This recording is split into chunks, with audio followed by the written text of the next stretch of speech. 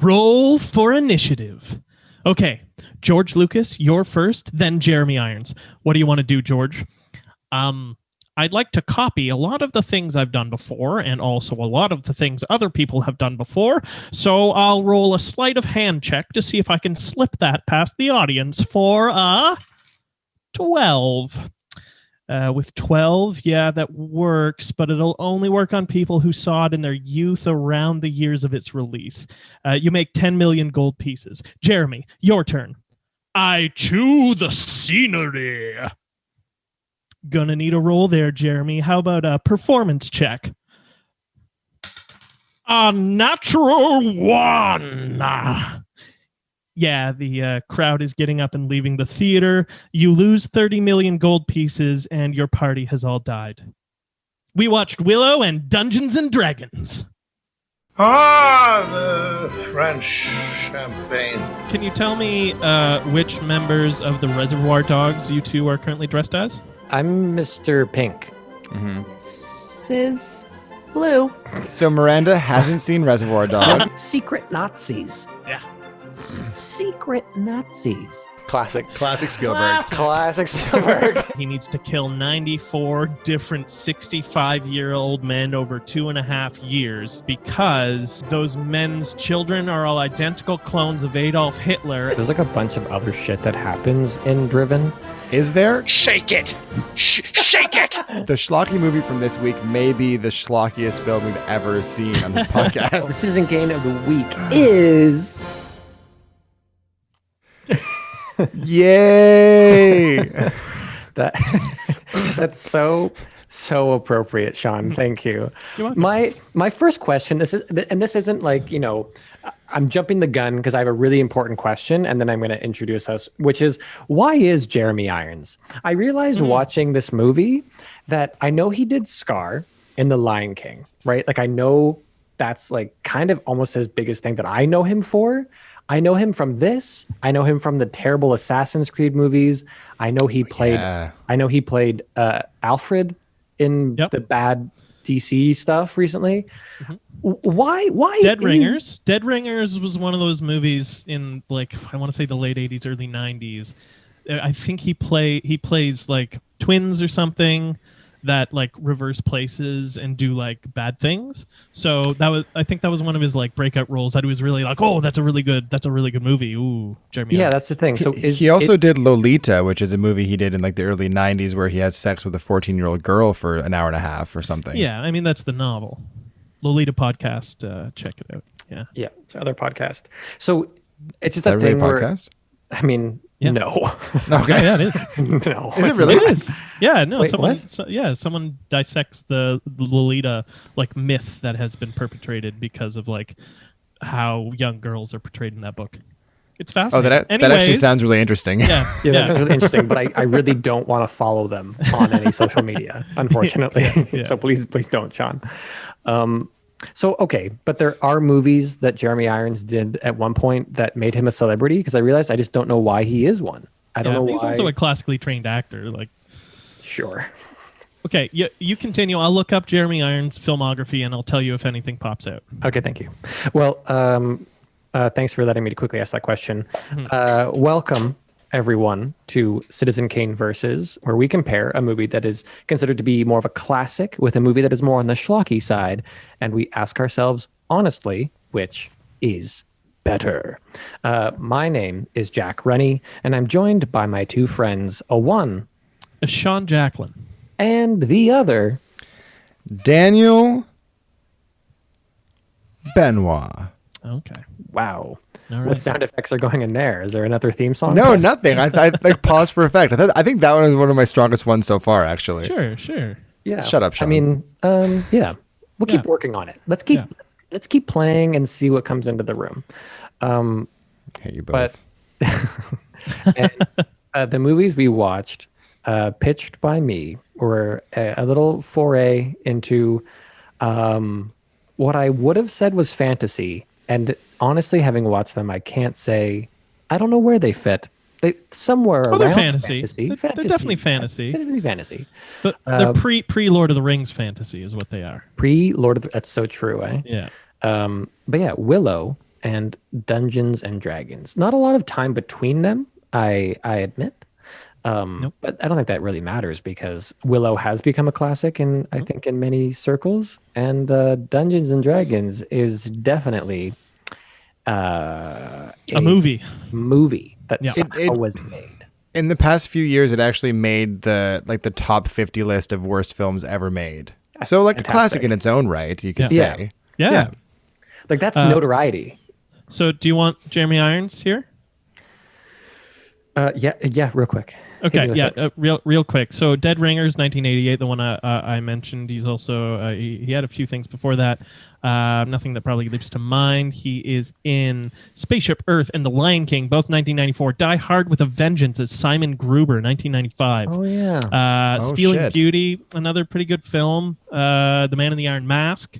And then Dungeons and Dragons comes in right after that, and then we enter into, I think, the period you're referring to where he appears in things and is Jeremy Irons. Yeah, Man in the Iron Mask, I think, is probably one of the big ones that cemented him as like a person. He was but this was the next movie he did after The Man in the Iron Mask. I'd say the next like big he did Fairies, and then Poseidon's Fury, Escape from the Lost City, where he played Poseidon, and then Dungeons and Dragons comes right after that. So 1998 Man in the Iron Mask, 2000 Dungeon et Dragon. Oh man.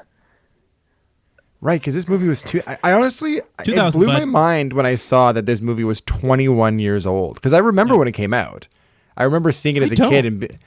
I didn't see it when it came out, but I remember seeing previews for it and thinking that it might be a fun movie to watch. And then, of course, I never watched it because at that point I didn't know what D&D was, and I hated everyone who played it. Yeah. Hey.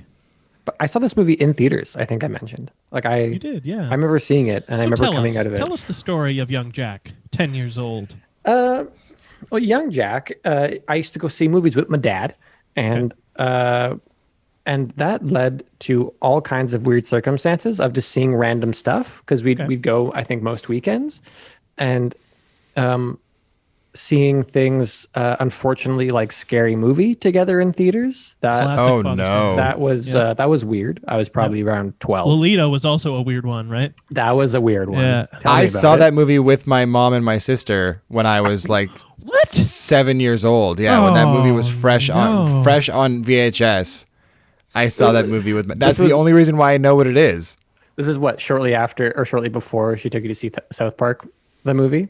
Oh, it was years before that, man. Years before. So she took you to see Lolita, and she was like, "Oh, that can never happen again. Only animated features after this." No, we didn't. She was like, "Yay!" We didn't go see it in theaters. Lolita, my mom rented it to watch at home.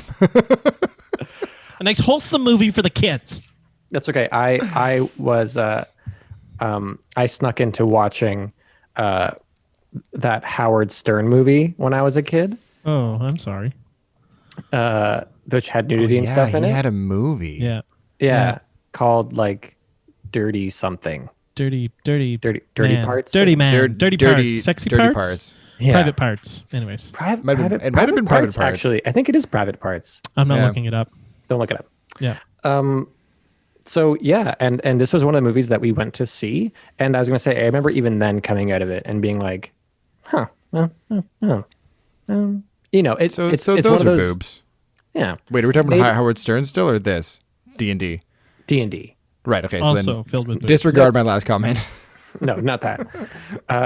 Yeah, because this was definitely a movie, Dungeons and Dragons, that cut really well for like a trailer that kids would think like cool. Yeah. And then you see it and it's like, what? Woo. Contrarily, we owned Willow on VHS, and I watched that movie all the time, and somehow like didn't have nightmares all the time. Yeah, bizarre. Like truly, I've never seen Willow. I somehow managed to not see it when I was young, and yeah, it's definitely full of terror.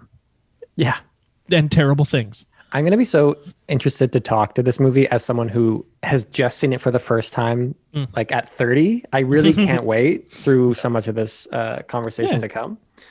The other thing that I wanted to mention, so I found also looking up some stuff about Willow, About Dungeons and Dragons, and the connections that happened with this. So this movie, as you may have also seen, had a budget of $45 million somehow. Which blew my brain apart. Yeah, where when did I it go? saw that number. Who was siphoning that money? Probably Jeremy Irons and the CGI. The CGI? The Yeah. really, really good CGI.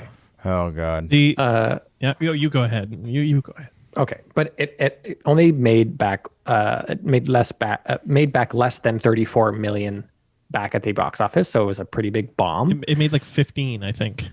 It said like 34. Oh, is what this 34? said. Okay. Yeah. Okay. All right. Who knows? So it said, and then I found this little blurb, and it said a majority of studios and directors loved the screenplay. They said, Yeah. but turned away due to a recent history of big budget box office failures in the fantasy genre, such as Willow, boom, Krull, and Dragonheart. Dragonheart. Yeah. And Justin Whalen's lack of star power. That's the lead of D&D. We'll get to that. Whew. And anyway, it goes on, and it says how like James Cameron was almost attached. There Francis were so Ford many Coppola directors. was almost attached. Can you imagine? Well, But then the guy who, no, you hang up. I will hang up, and I will say after I hang up the phone, I will say that the producer, you probably found this too, Jack, because I think it sounds like we read the same things, is Canadian. He's from Toronto. Yep. And this is his production company, and it's still going. I forget what it's called now. Sweet Pea Productions. Yep.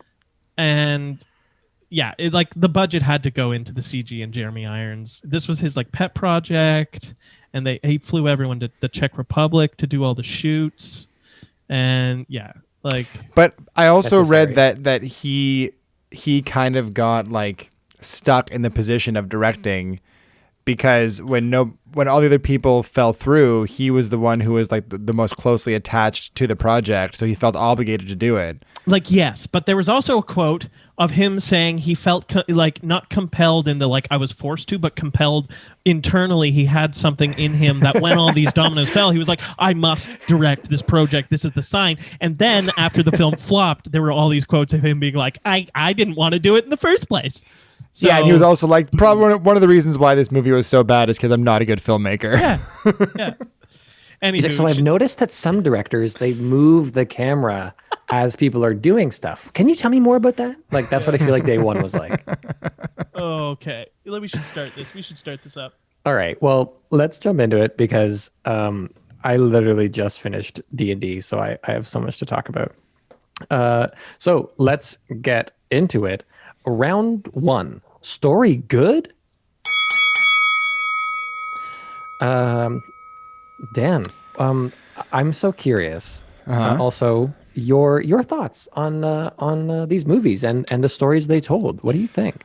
Well, first off, I want to start by saying that as somebody who is getting more and more immersed in the world of D&D, Dungeons and Dragons was a thorough disappointment. What? Yeah, it was, but it was weird because I was really hoping for a way more exciting movie, but at the end of it, I also found myself kind of wanting to play a round of D&D. Oh, ooh, so it was Yeah. effective. so the commercial worked a little bit. Yeah, I guess because it has all the components, like it has different races and enough kind of like ridiculous. It almost felt like a round of D&D that I would personally play. right. Where like things don't make a lot of sense. Yes, It's all I was gonna say the exact same thing while I was watching it. That it has like when you are DMing and when you're playing a game, you kind of like fudge a lot of things just to keep the story going and just to keep things interesting in the immediate moment. So you forgive certain things that don't make sense and you just roll with things. That's exactly how the script was put together. Totally. Like really, really loose premise for a quest, and then kind of just it's almost like they were playing a round of D&D as they were writing the script, and each person in the room was kind of just like, and now I do this, and that was it. So I have a good quote from the star of the film who said that while preparing for the role, he watched D&D games in person, but then realized it seemed to be mostly about arguing and just put my trust in the script. And like, it's not untrue that D&D is largely about arguing, but put his trust in this script. The script where he said the famous line, "Why don't you pick on somebody your own size?" Oh my God. I have that written as one of my gripes. I was going to pull it out later.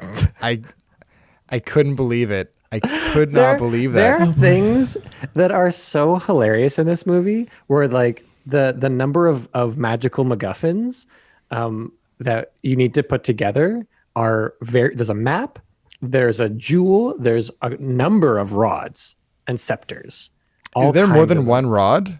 There's There's 2 dragon rods. There's the gold one and the red one. And then his green one, which was a bus at the beginning. Yeah. So there's rods around.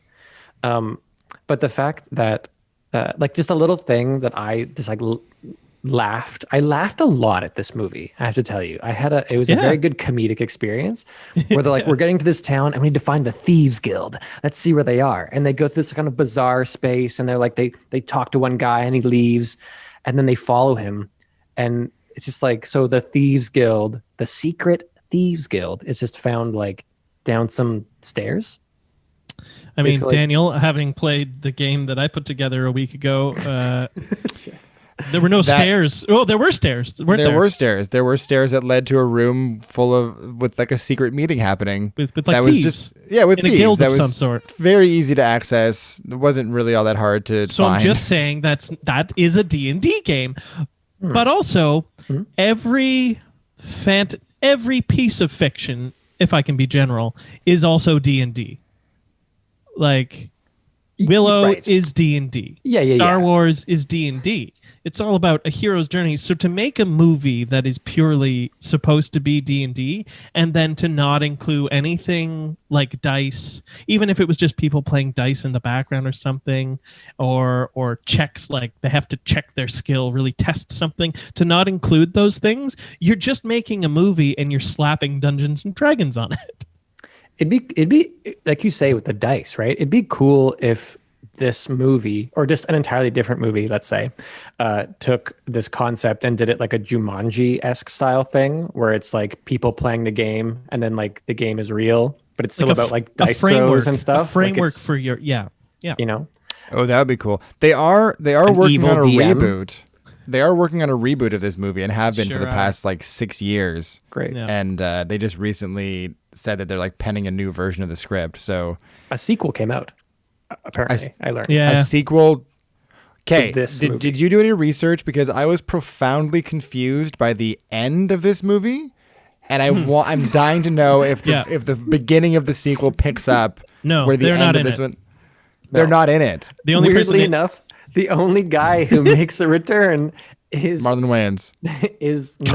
But might as well be. It was Damadil. Is that his name? Damadar. Damadar, yeah, the evil guy with the cute, the brain cute sucker. blue lip. Yeah, just the cutest blue lip you can imagine. Yeah, who gets stabbed and thrown off a tower. He makes a return. Weirdly enough. Is it a prequel? Doesn't matter. I don't care. Yeah. What was I going to say? I had a good follow up to what you just said about the dice and stuff, Sean. Would you like me to say it again? Okay. Yeah. No, I wouldn't. It's more of a question, actually. It's not related at all. As somebody who has played a bunch of D&D, do the games normally involve thousands of dragons? Because I feel like that was this script's way of trying to like relate it to the game, having maybe never actually played the game. Yeah, like I can tell you that in, let's say, 7-ish years of playing D&D pretty regularly, I have encountered exactly one full-size dragon and like maybe a couple pocket dragons here and there. If you're playing a legendary game just for the lulz and all your characters are like level 30, then sure, you're probably going to be fighting with armies of dragons against each other.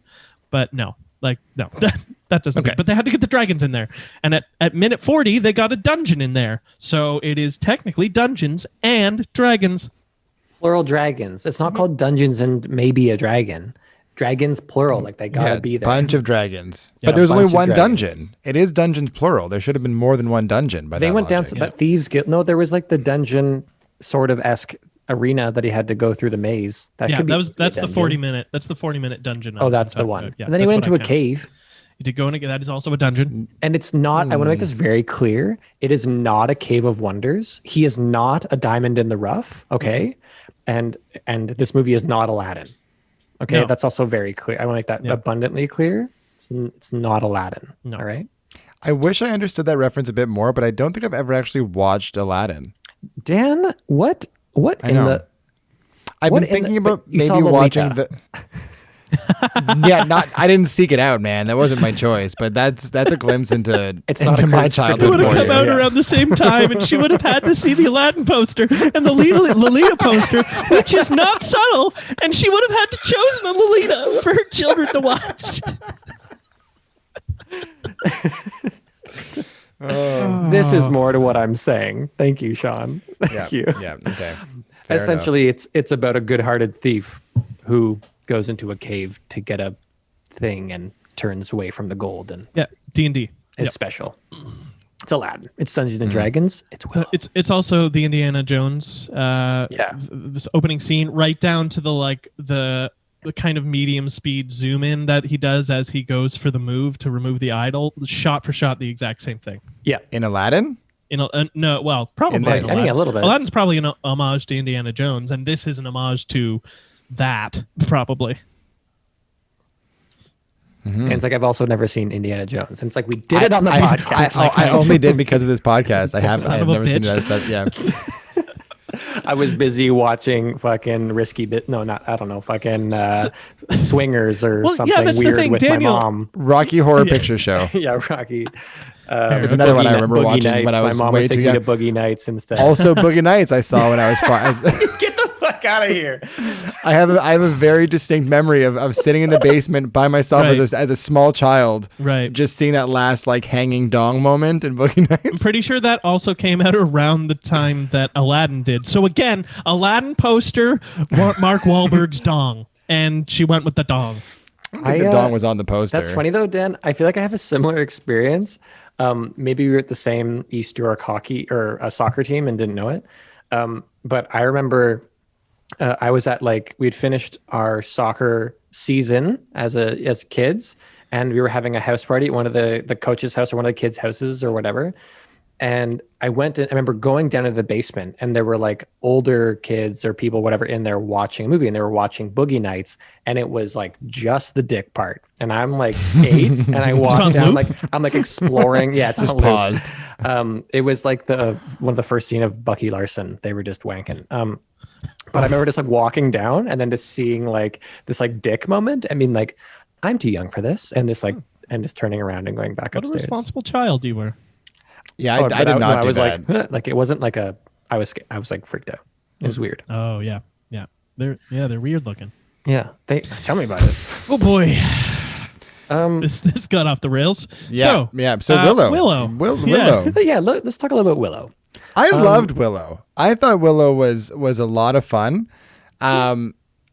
It's charming as fuck. It's charming as fuck. Very charming. And I spent the entire time trying to find the appropriate way to phrase this, because I don't know what is politically correct right now. But I was immediately more enamored with the movie because it had a little person at the forefront, and I really appreciate it because you don't see that very often, and it wasn't the butt of a joke. No, it wasn't for any kind of comedic effect. He faced hurdles because of his size, but he overcomes them, right? Yeah, but he was just a character, and I liked that they featured an entire town of little people and kind of normalized it, and I thought that was kind of, it was charming. B, I thought it was pretty progressive for the time, but it immediately made the movie more enjoyable for me. Yeah, we noted that it was possibly one of the most progressive parenting dynamics that's ever existed, when the little person played by Warwick Davis is essentially married a little bit to Madmartigan, and they're quarreling, and Madmartigan is this gender fluid warrior boy, and also the two male brownies are helping raise the child too. So it's this really inclusive spectrum of people raising the kid. Yeah, we'll all care for this child together. Yeah.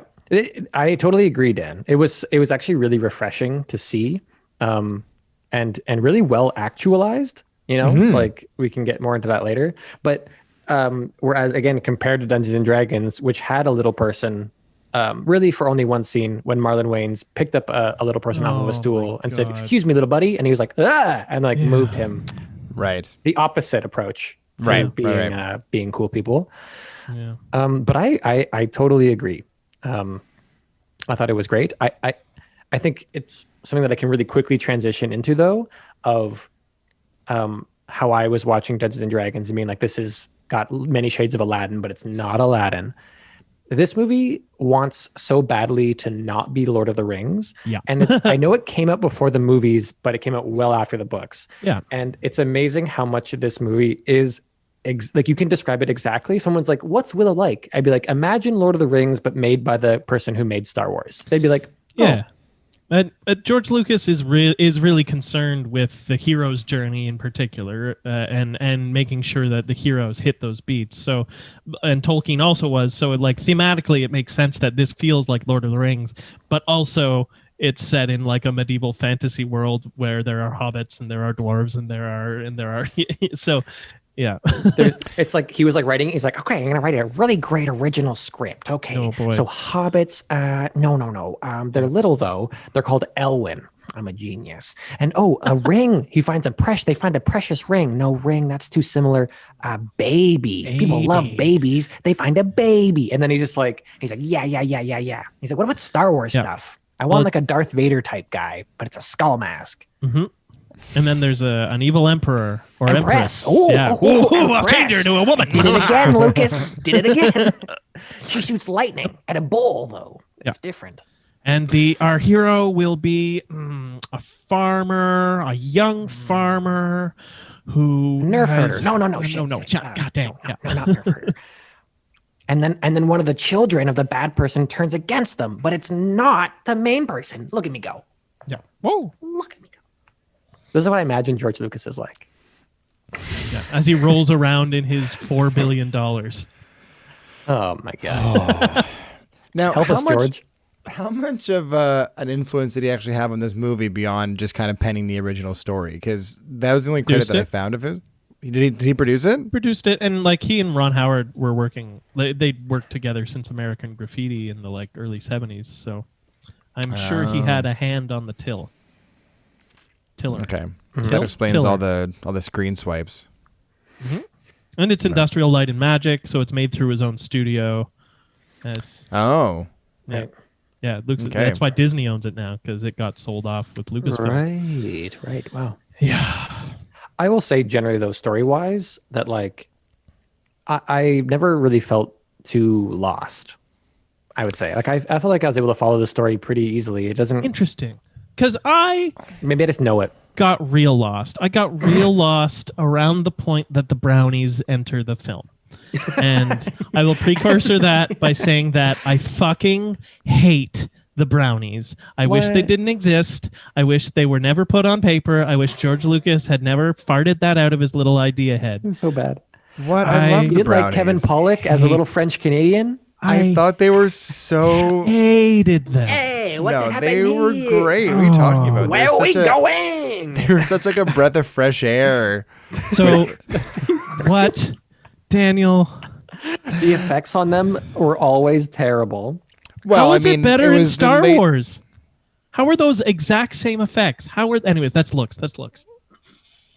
But in terms of their contribution to the story, they're meant to be a pair of clowns, right? They're supposed to be a clown duo. They are. They're like supposed C-3PO to be and R2-D2. Exactly, right? It's supposed to be that same thing, but they're just like, again, drunk little Quebecois. If one beeped, I would probably like them more.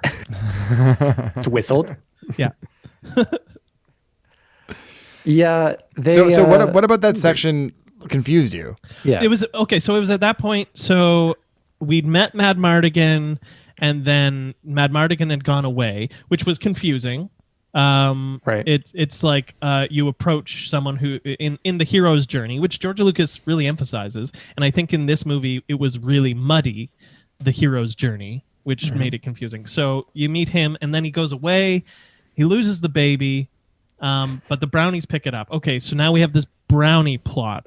Great. But the brownies, they're the next stop on the journey, and they send them off with their brownie adventurers, and they wind up in this village. And now we're in the village where Madmartigan is, and Madmartigan loves the red-haired woman because she comes, and he's in love because he gets the ecstasy dust put on him. So now we have that plot. It was a lot of things, is I think what I'm long-windedly trying to say, that deflect from Willow being the hero and the titular part of this story, and they keep saying like, look, Willow's going to be a great sorcerer, and in the end the reveal is he's not. He's objectively bad at magic, but except for when he really believes in himself. But what he is good at is outthinking people who underestimate him.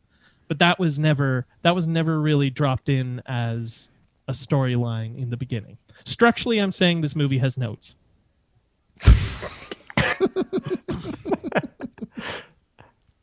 Right.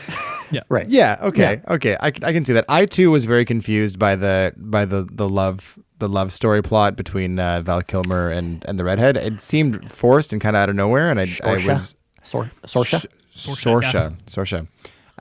Yeah. I was incredibly confused by that. Everything else, I agree with you, Jack. I found it was actually pretty easy to follow for the most part, but I will say that there was something that was kind of off about it, and hearing Sean kind of articulate it now helps me kind of distill it. And it is that Willow, it is his story, but he is kind of overshadowed or a bit in the background for most of it, and doesn't do anything overly heroic or even kind of like in that vein until the very end. So you kind of lose sight of whose story it is, right? He kind of whines a lot.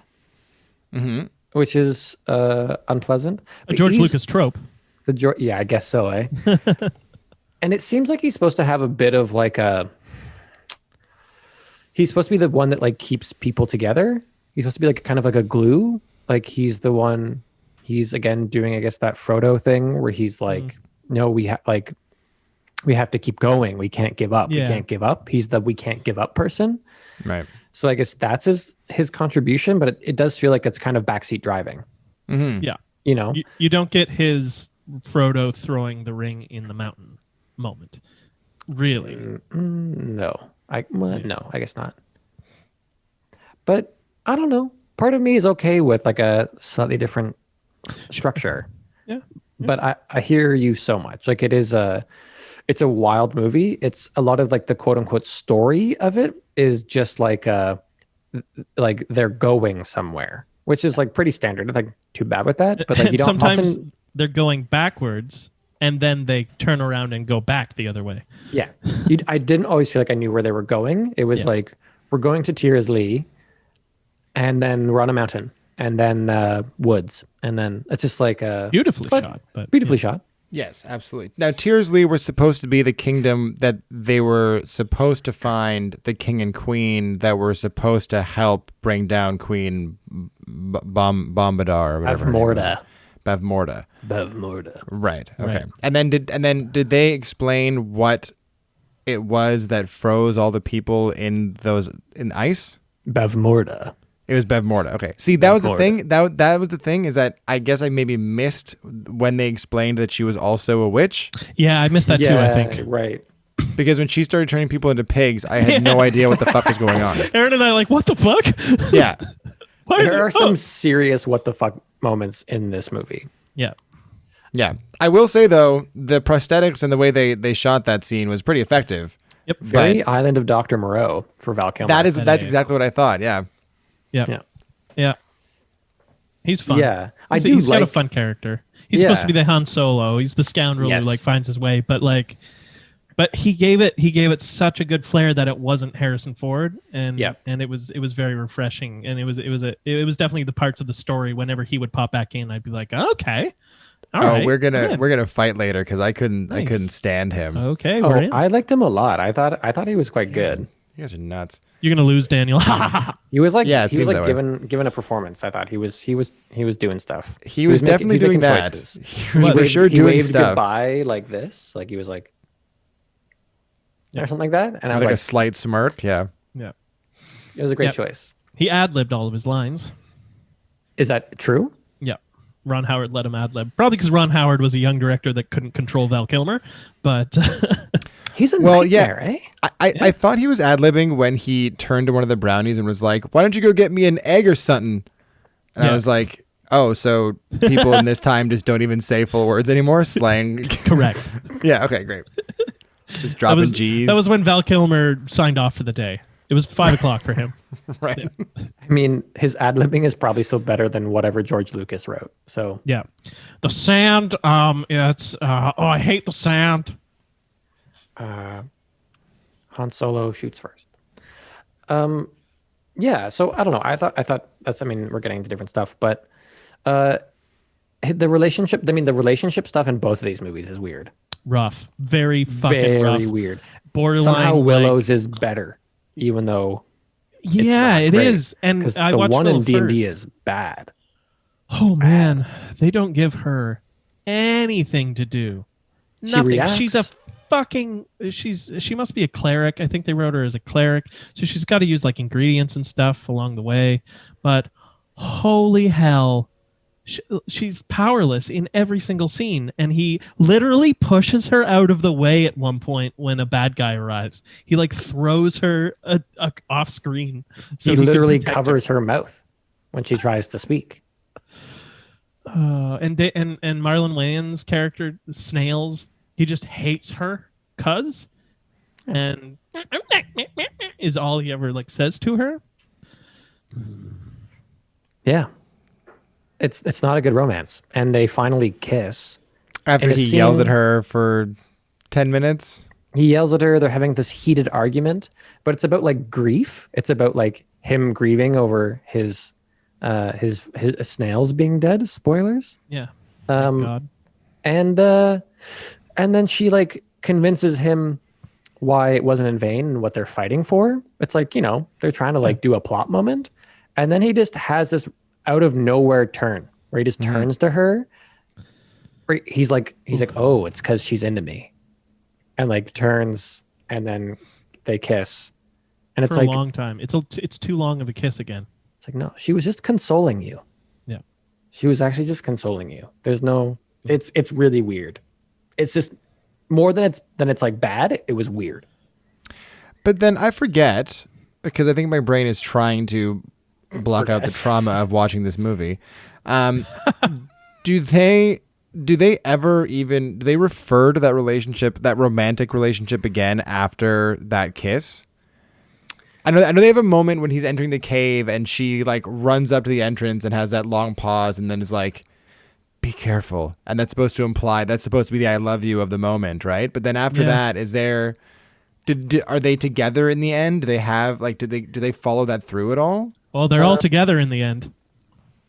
Yeah. Yeah, I want to talk about the ending of this movie too. Yeah, we have to.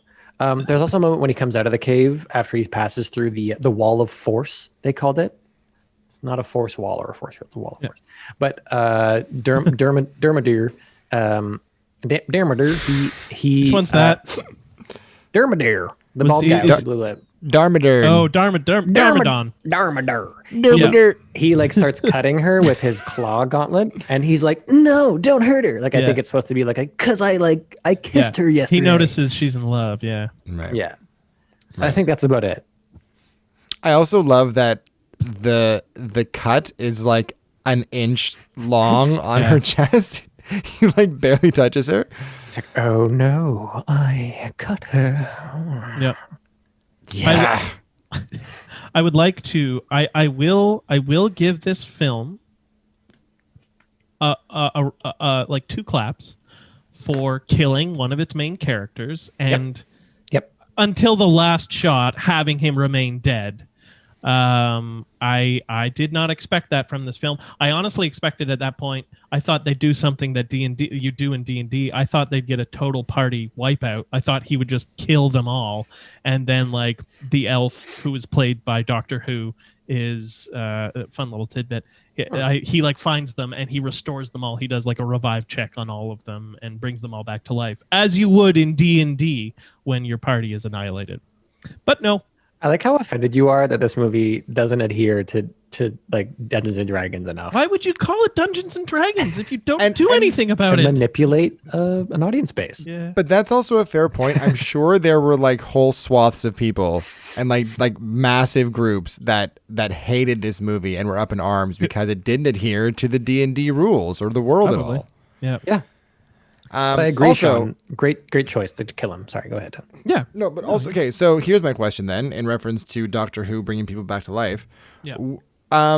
Justin Whalen's character, was he also dead? No. He was down He at was like just- 2 health points. Okay, got you. Because Yeah. I was left wondering why they didn't just bring Snails back to that dude as well, because he clearly had magical healing powers. Yep. Because he they did. are He part probably of could bring him back magic. to life. Because in D&D, some people, like if you save him within 3 roll, I don't know what the death mechanic was circa 2000. It's a different edition, but like it's possible. Yeah. I mean, he was essentially dead. It was one of those things where, so he was stabbed vertically downwards. Yeah. Up on Gladiator his style. left side between like his collarbone and down into his rib cage. That kills you. That kills. That goes the right through your heart, right? That's like gonna Yeah. it's gonna like probably hit some artery. It's might Your hit your lungs. heart. You're like, it's gonna go right through a lung at the very least. Like that shit fucking kills you. Yeah. I mean, at least he wasn't okay with it, but He was critically wounded, and then he Magic. was brought back to full HP after a long rest. magic. let's Sean, talk sorry, I need you to continue this through to the end, where when talking about D&D, you only speak in proper D&D phraseology. I can. It's very love that. easy if the filmmakers had attempted to know how to play the game. So you would have preferred that they were trying to find the Thieves Guild and they walked down and they were like, I don't see anything. He's like, and someone was like, let me just perceive Roll a bit more. Yeah. And they were like, let me just check my perception. And they were like, Like once. If someone had been like, I don't know, let me look for that, and then they look around. I don't know. That's a bad example. But like something. Just something.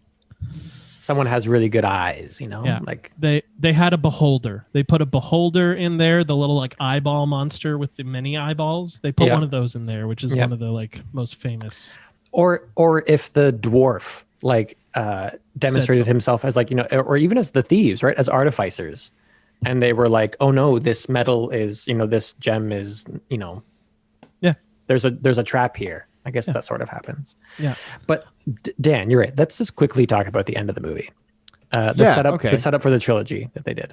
Great. Okay, so what the fuck happens in the end of this movie is my question, because Friendship. we're told as an audience not to question what's happening and to just accept it, but I don't know what that means. So he has this terrible monologue at the Inukshuk tombstone of Snails, Yes, roll and back. then it's so bad. And then he places the Eye of the Dragon ruby on the gravestone, Correct. Yep. The base. Which And says then- snails. which says Snails, and then Yeah. the word Snails that is etched in the top stone Yep. fades away Like sand. like sand, and then he doesn't know what's going on, but his elf companion tells him not to question his power. Correct. And then they all hold hands and dissolve into the ether. Well, because the jewel starts to glow, right? Uh-huh. When Yep. the name falls off, so it's glowing. Right. And then they all put their hands in on the Right. jewel, and then Right. they turn into a little balls of light, right? Uh-huh. Mm-hmm. And then they crisscross in the forest there, and then they go off, and he doesn't go to his knighting. His knighting, yeah. Which I Yeah. thought was so funny because he makes a point of being like, I can't miss my own knighting ceremony. Yeah. Can't miss me on. Except then when he my flies away old as fairy friend dust. wants to turn us into dust. Yeah. So is the idea that they all go to the afterlife to see Snails? The elf says something like, we'll be seeing your friend again soon or something, right? Something Does like it? that, There's a or like your line, friend is here, Is waiting or- for you, or Yeah, I think it's something like that. there's some Right. sort of idea of we're gonna link up. Cool. So if I was DMing this game, that the elf that gave them that stone would actually be like harvesting souls, and that was how he tricked these fucking idiots into all like touching the stone together. Yeah. Yeah. Did anybody else also get like a bit too much of a Vulcan vibe from that elf because very of logical. Yeah, the logic, the lack of emotion, the pointy ears, it was all very... Yeah. Half of that is bad acting. Ooh. Or is it great acting? Yeah, next level acting. Yeah, it's probably not. Yeah, okay. Is there anything else story-wise you want to say? I mean, it's, especially like Willow, I feel like, I don't know what else there is to say about Willow. Everything I want to say about Willow is covered in other categories, so I'm good to move on. I want to say as my thing though that we touched on it, and I wanted to give it props. Similarly to how in D&D, the choice of having snails be killed and he's actually like dead. I was like, it's something about this movie that you're like, wow, like good job. In Willow, I like that they get to Tearsley and it is just like ruined, and there's everyone's frozen and dead, and there are trolls infesting it. I was like, seeing it again, I was like, that's actually a pretty fun choice. That it's like there isn't a big savior place, Oh, actually, while we're on Willow, I do want to also talk about one other thing. What the fuck happens in the end of Willow? Can someone explain to me the final scene? How did we not? So he has his magic trick, which just completely fools Queen Baba Ganoush. Wait. And then can I go back a little bit further and we can actually work this through? Absolutely, please. Because we get from the moment from where Baba Ganoush turns them into pigs, right? Pigs, yeah. Which if you have a cut on that she can do some magic, it's very confusing for sure. 100%. And then we are led to believe. So Willow finally turns the other good witch back into her human form. And apparently it's been a long enough time that she's old and doesn't know that, whatever. And she's like, I can turn everyone back into people now. And so she's like, bring them into this small tent. And there's like, 200 people in this group of soldiers. Yeah. So we're supposed to believe that over the course of this night, that no one from Bavmorda's whole castle was kind of looking down, like looking at the pigs and stuff, and not seeing them all disappear into one very small tent.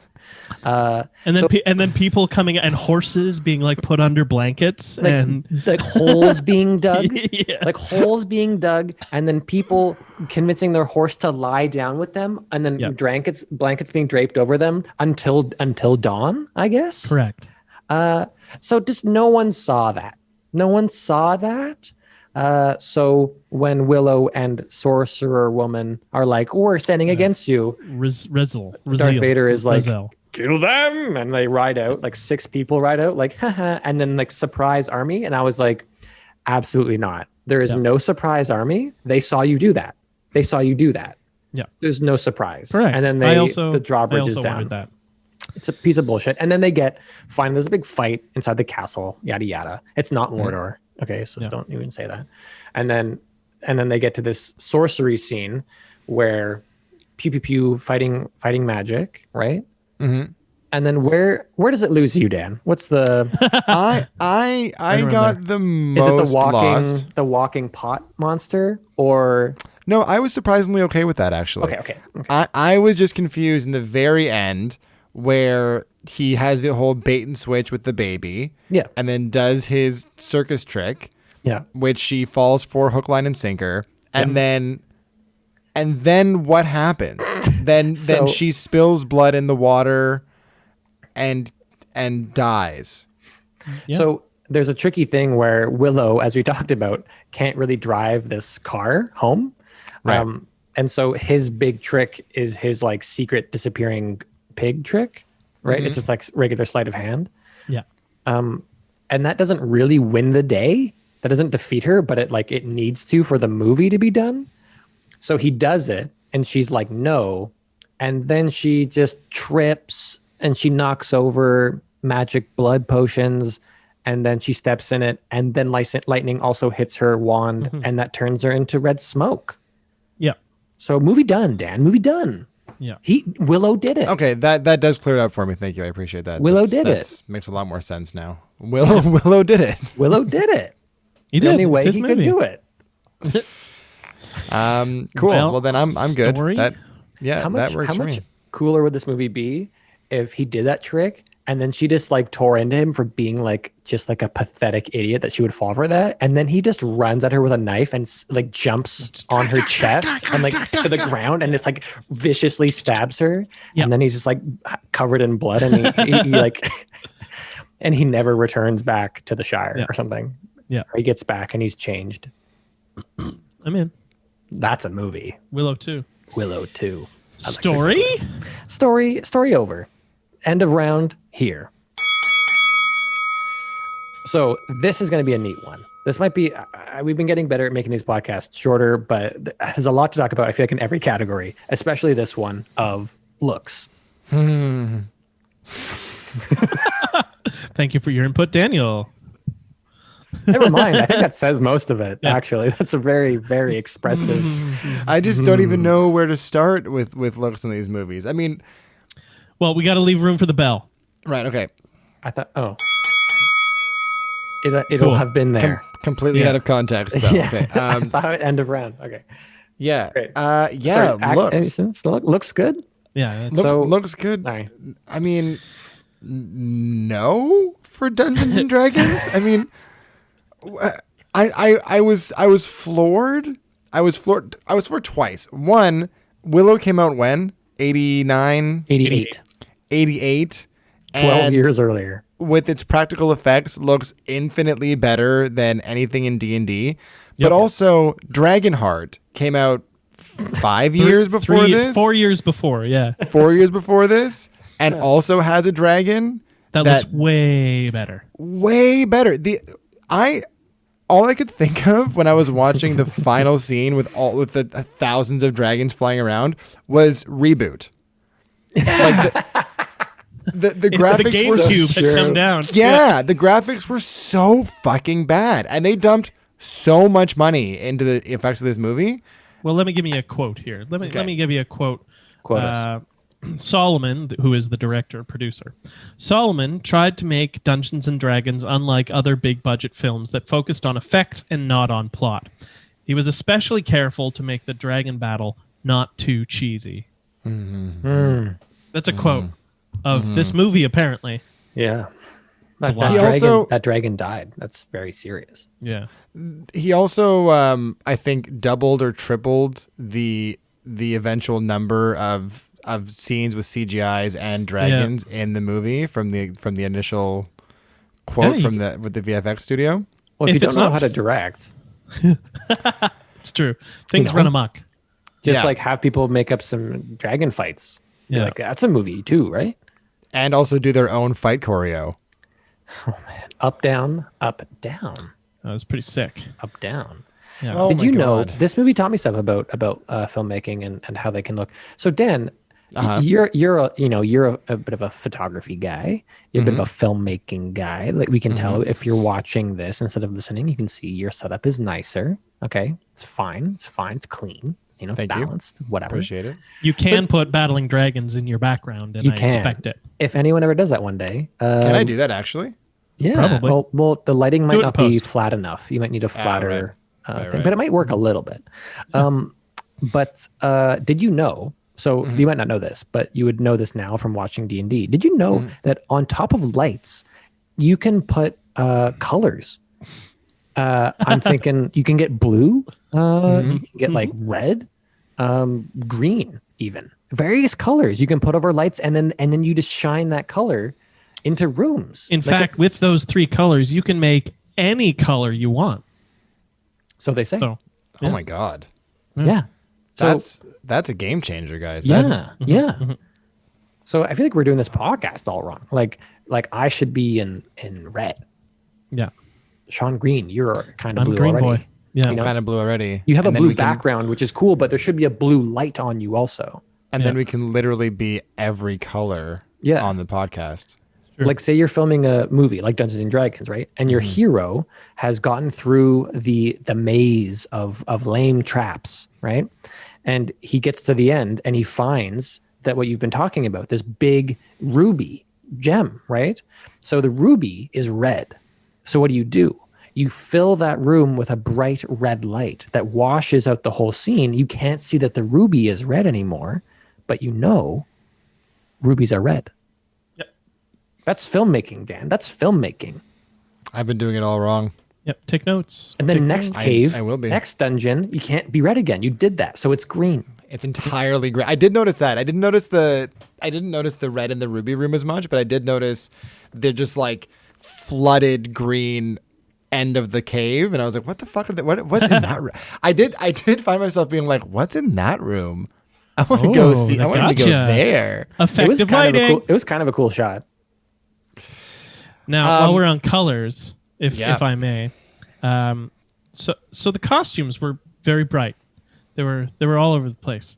However, it was fine. Like neither film really has a like coherent costuming look to them.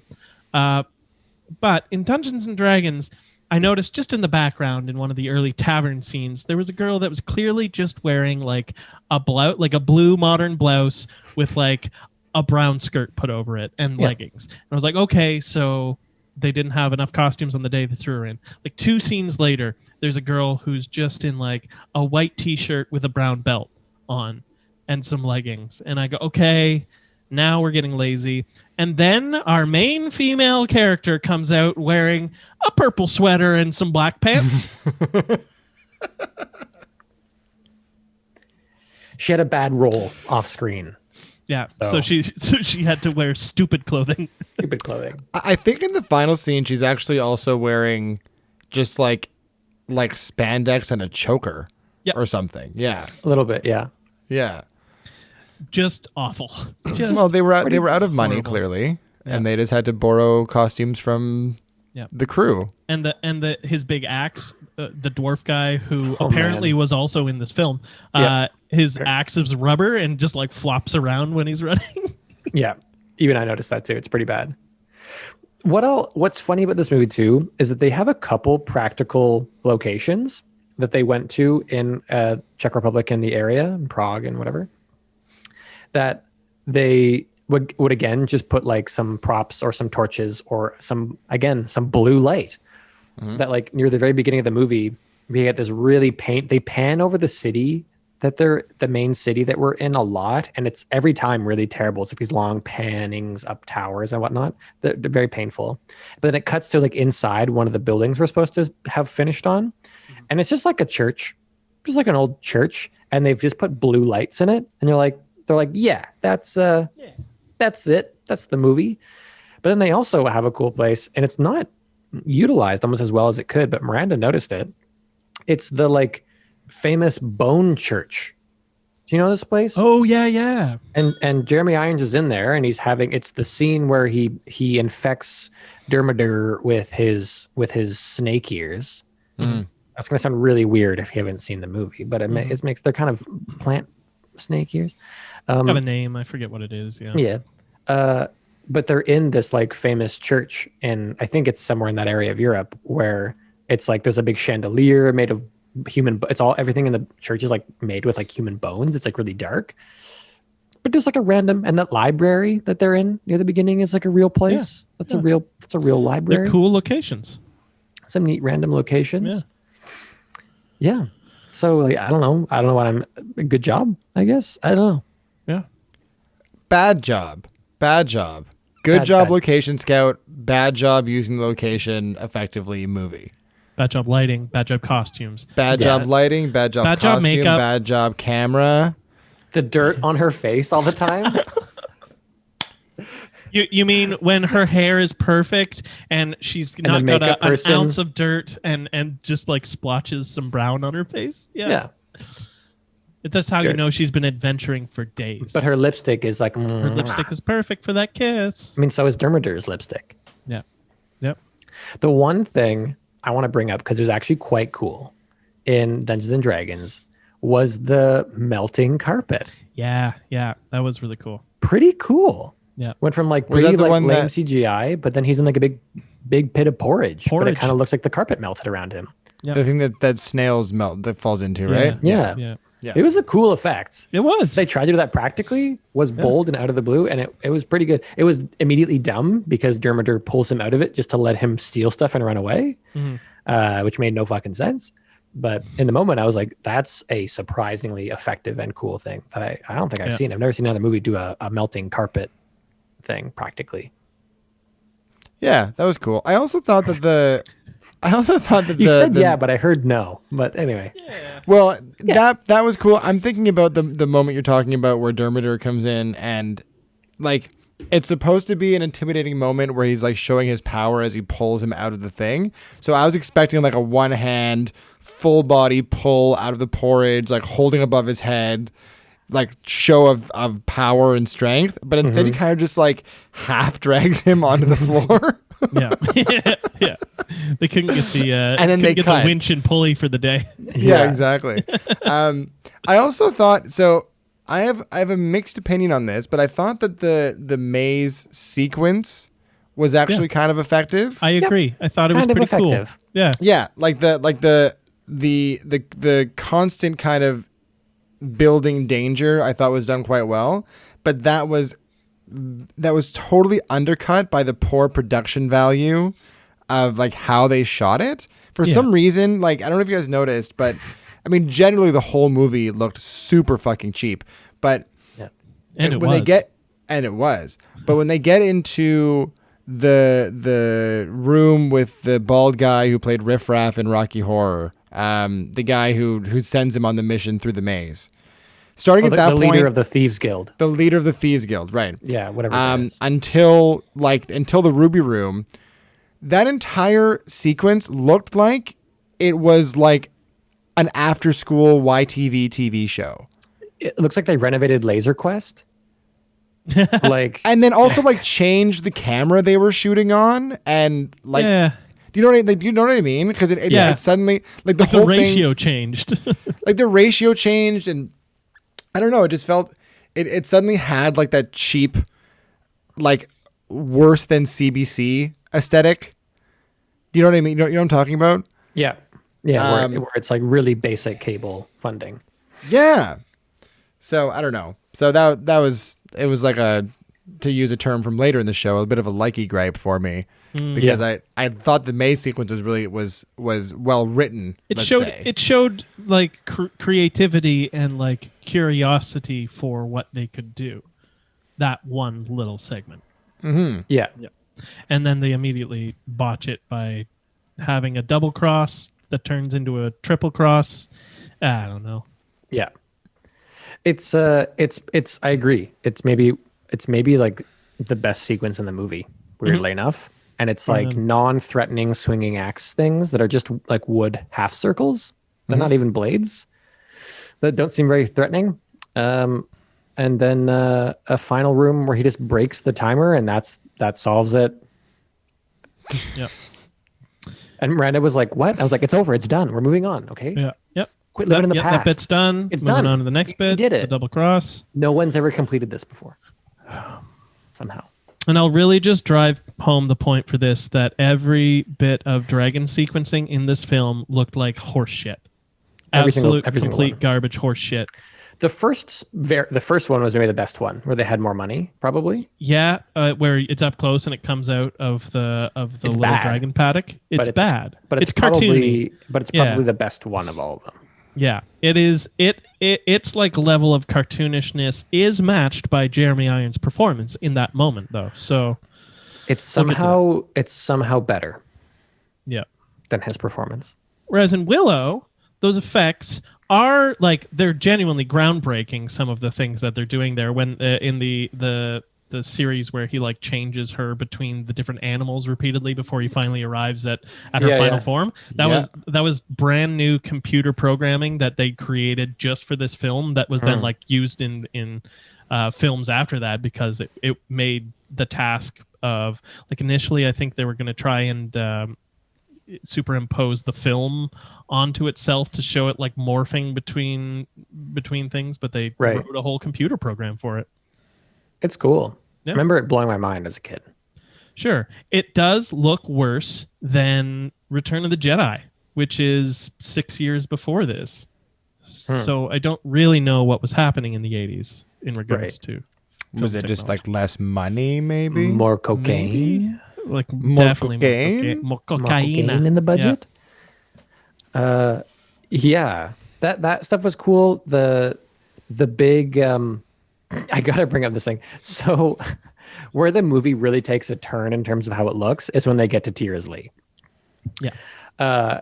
And it's like more practical sets, like really impressive how much is done practically in this movie. Really, really quite cool. And they get there and there are these frozen people that they've made. And they're like in these crystals, and that's cool. And then they have some shots of like trolls crawling around the walls. And the trolls freaked me out as a kid. I didn't even like seeing them now, which is good. They make scary sounds. They look scary. I think they did a practical effect where they had one. It looked like it was crawling along the bottom of the bridge while Willow was on the top of it, and that was real. And it looks crazy creepy and good. Yeah. And there's some other CGI ones that are like whatever. You put it all together. So then Willow, he just says a random word, or does he know a spell? I don't know. He says it at one of the trolls, which causes it to be launched back. Oh my god! And very quickly, it bubbles and turns into a ball, and then its tentacles come out. Tentacles come out of it, yeah, and they pull its own skin off from the top to reveal a bloody mush, and then some heads start to come out of it, like snaky monster heads. And you're like, Miranda was like, what the fuck? What the fuck? Like she it's such a 180 from like the rat hounds in the movie are scary, but they're like practical. And you're like, okay, that's really, those are freaky as hell, but like whatever. Yeah. And then this happens, the thing happens. And it becomes this whole scene of the two-headed monster that they fight, this fire breathing. It's neat. And it makes Star Wars sounds and it's cool. Yeah. Yeah. It was very confusing though, that moment, because I was like, oh, he did good magic. No, he didn't do good magic. He didn't do good magic. Yeah. It's like very quickly and fucking terrifying to watch. Yeah.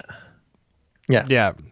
Yeah, but I was also confused as to when he learned other spells besides the one that he was trying to get done with Rizel. Ra's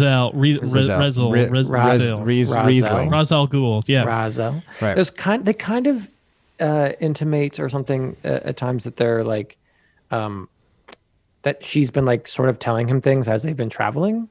She says she's like remember, keep practicing that spell I've been it's the classic Luke is now a Jedi master thing. Yes, you just he's been training, just deal with it. We need to be here for this film.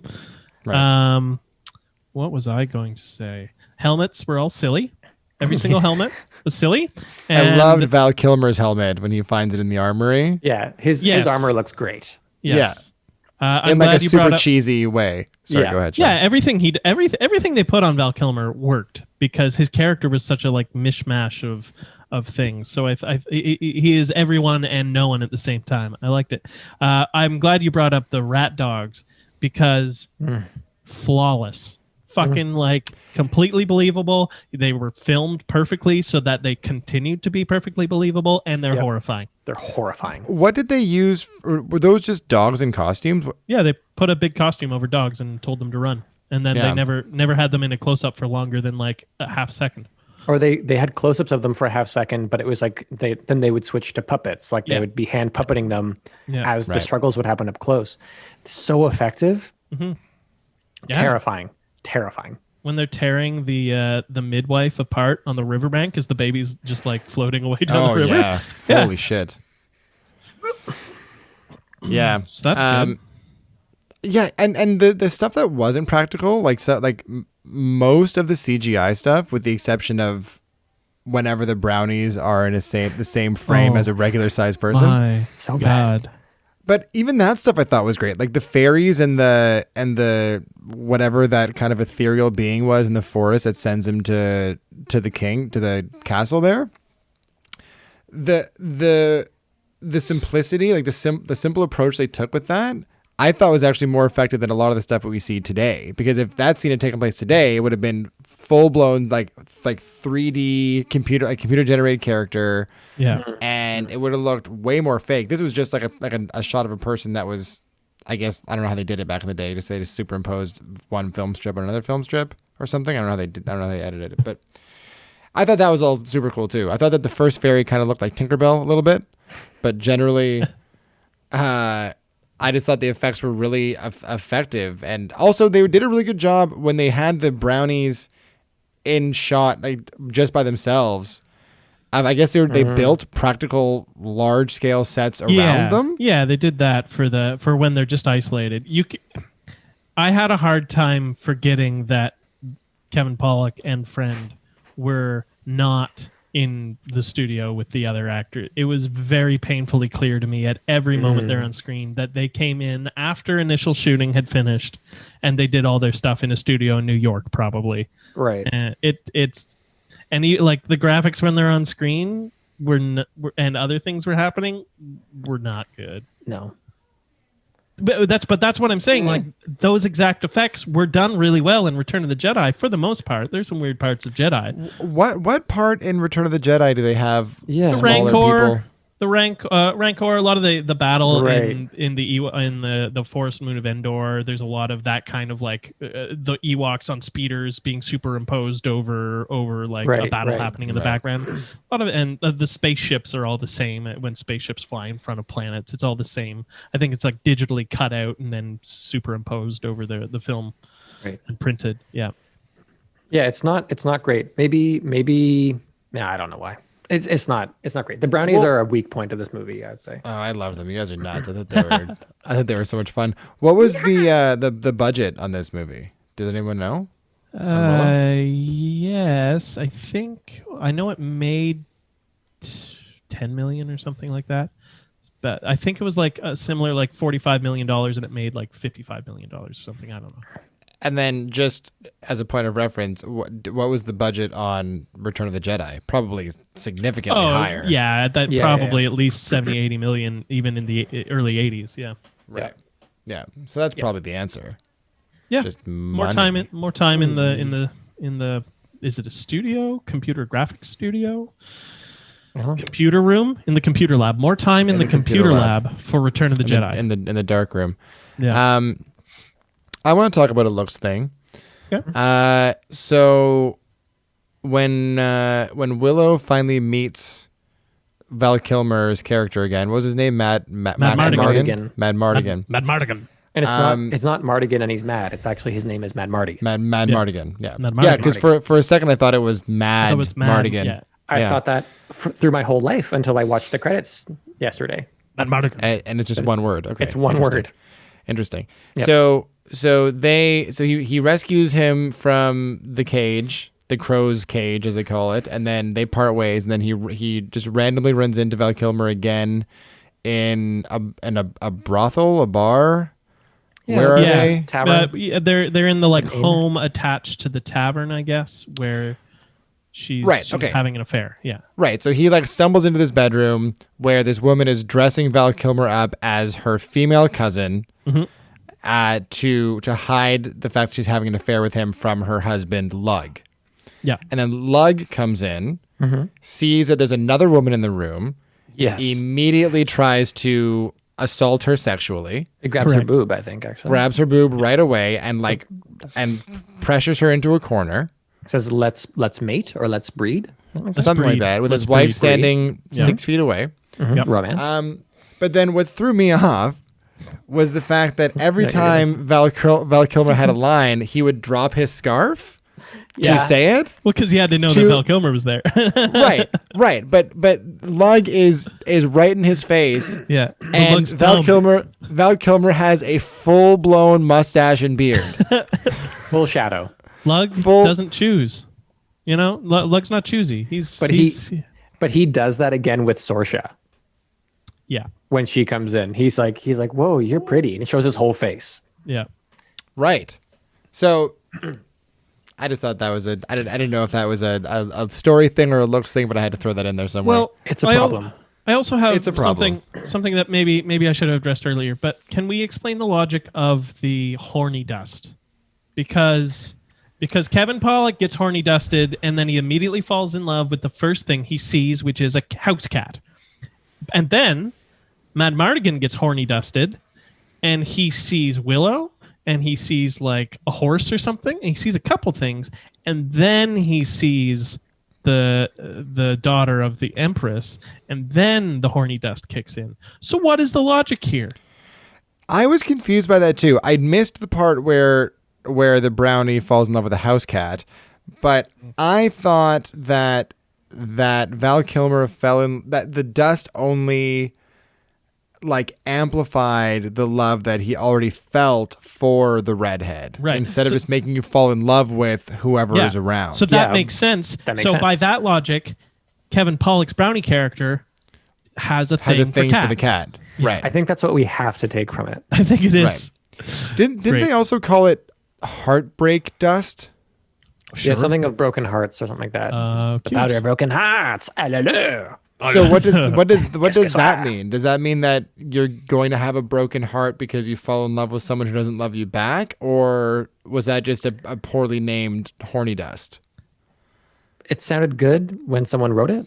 Right. Yeah. Okay. It's like midi-chlorians. It sounds cool, but when you put it into practice, oopsies. Womp womp. Womp womp. Any other looks there, gents? I mean, there kind of is a lot that could be talked about, but I feel like we hit the key. Things. But I mean, there's so much we glossed over with Dungeons and Dragons. There's like more and more. The map. They go into the map. Oh yeah. And then they go into the map because his uncle used to have a thing that looked. His dad used to have a thing that was like it. And that really pissed me off, that we have a scene where this like wise, learned mage, right, is trying to crack the code of this scroll and can't do it. And this guy's like, hey, my dad had this thing one time. I think he did something like this. And then he's like, well, seeing as I'm here, I might as well have a go at it, huh? And like takes it away from her. And she's like, yeah. Doesn't say anything because she wasn't allowed to. But then he does a spell. We're supposed to get the idea that he's from some lineage of people who are of importance. We're supposed to be gleaning from it all. He's supposed to be a rogue thief, so any magic shit here is just fucking dumb. But yeah. Great. Thanks, Sean. And then, so he goes into the map and she goes into the map. And then we don't see them or what they're doing. We see them being in some map world, doing important things, it seems like. Yeah, a whole scene. We get to watch the scene outside of the map, which is very funny, actually. We see Marlon Wayans flirting. And he flirts with the elf a bit, and then talks with the dwarf a bit, and then they come out of the map at some point, really randomly. Angry at each other. And they tell us about the thing that happened. They were like, oh, the specters in there had some things to say. Anyway, I agreed to go on an adventure. And I was like, wait, you didn't show us the scene where the plot happened? You showed us the scene where flirtation happened? Okay. And it also should be noted, go ahead. I was just saying the movie's running too long. Some things have to be left on the editing floor, You got to cut that. Yeah, and they probably paid Marlon Wayans way more money than they did the White Boy McGee there. So yeah. Whalen. Something Whalen. Justin Whalen. But they also have a chat similar to, I brought this up, I wanted to get into it because it also leads into your thing, Dan, about covering your face and that kind of logic, that they have a chat where Marlon Wayans is like, we're going to go help this girl? Like, no way we're going to do that. And Aladdin is like, no. We're just going to like say we're going to help her. And then when we get the jewel, we just take it. Huh? And they go like, ha ha. And they do a little like weird props thing that never worked. And he says his catchphrase, which is nice. Great catchphrase. That's true. That's actually the main character's catchphrase. But they're fully in earshot of what's the mage? Is her name Anna or something? Marina. Marina? think. Seriously? Marina? Yeah, it's Marina of something is what the Vulcan keeps calling her. So Marina is like right there watching them have this conversation. It's a similar thing where it's like, no. Like she can hear you. She heard all that. Yeah. That kind of stuff is just really just bad. Yeah. And see, if they'd cast a spell, if they'd cast some kind of silence spell so that rolled for it, I would have forgiven it. But no, they had to just be bad. Anyways. Looks? You need to be a consultant on the upcoming reboot, I think. Yeah. Oh, give me this. I'm afraid there are people far dweebier than Sean. Yeah. I'm a middling DM. Yeah. Well, let's just end it there because we like D&D are running long. So end of round here. So round 3 sounds good. Does it sound good? What do we think about that? Oh fuck! I don't know. I mean, they both have fantasy scores. They do. Willow's had bagpipes in credits. You're very perceptive, Daniel. Well, nothing gets past you. Well, eat a dick, Sean. I'm merely trying to highlight the generic nature of both of these soundtracks and soundscapes to the point where nothing. I mean, I'm sure a lot got past me because they were both forgettable in my opinion. Nothing stood out. Yeah, I think that Willow probably had a bit more of a unique score because it was a more intricate plot perhaps or a more well thought out movie, and that some of the scores were more specific to the actual circumstances of the scene. Yeah. And there was bagpipes in its credits. It was definitely scored. Definitely scored. There were bagpipes. Those bagpipes. He's like, did I say bagpipes? Guys, I don't know what else. I got nothing else on the list. Okay. It was James Horner did the music for Willow, and I had to double check because it definitely sounds like in last season I made a bone about not all orchestral music is John Williams. It doesn't all sound the same. This orchestral music is John Williams music with someone else's name on it. I did the exact same thing. Midway through the movie, I had to check the IMDb to see who it was because it sounded so much like Indiana Jones. Part of it and Star Wars. There were a couple melodies that was they played it would be again, I can't even think of it, but it would be a melody from Star Wars, but then they just wouldn't play the last note. Yeah, I wonder how much of it, yes, melodically there were a lot of similarities, but I wonder how much of it is that the London Philharmonic Orchestra also did this movie, and they did all the Star Wars around the same time. So you would have had an almost identical orchestral arrangement of similar fantasy music. So it's just it's naturally going to sound that way. I don't know. Yeah, this is true. What I kind of the music seems like a bit of a write-off between these movies. Willow definitely is. I enjoyed more. I think there is something more to it. It's enjoyable. I can sort of remember what it was like, whereas I can't remember anything from Dungeons and Dragons. With the props that I would actually give sound-wise is to the sound design. I thought Willow had really good sound design. So in the other stuff it was doing, all the sounds of all the monsters I thought were fantastic. Yeah. Again, I kind of mentioned already, the sounds of the rat dogs are haunting and scary and great. All the growling, the howls they do. This, as I mentioned, the sounds that the trolls make are twisted and tormented and awful. The sound of the weird worm dragon thing was great. You know what I mean? There's just a lot of really good. Yeah.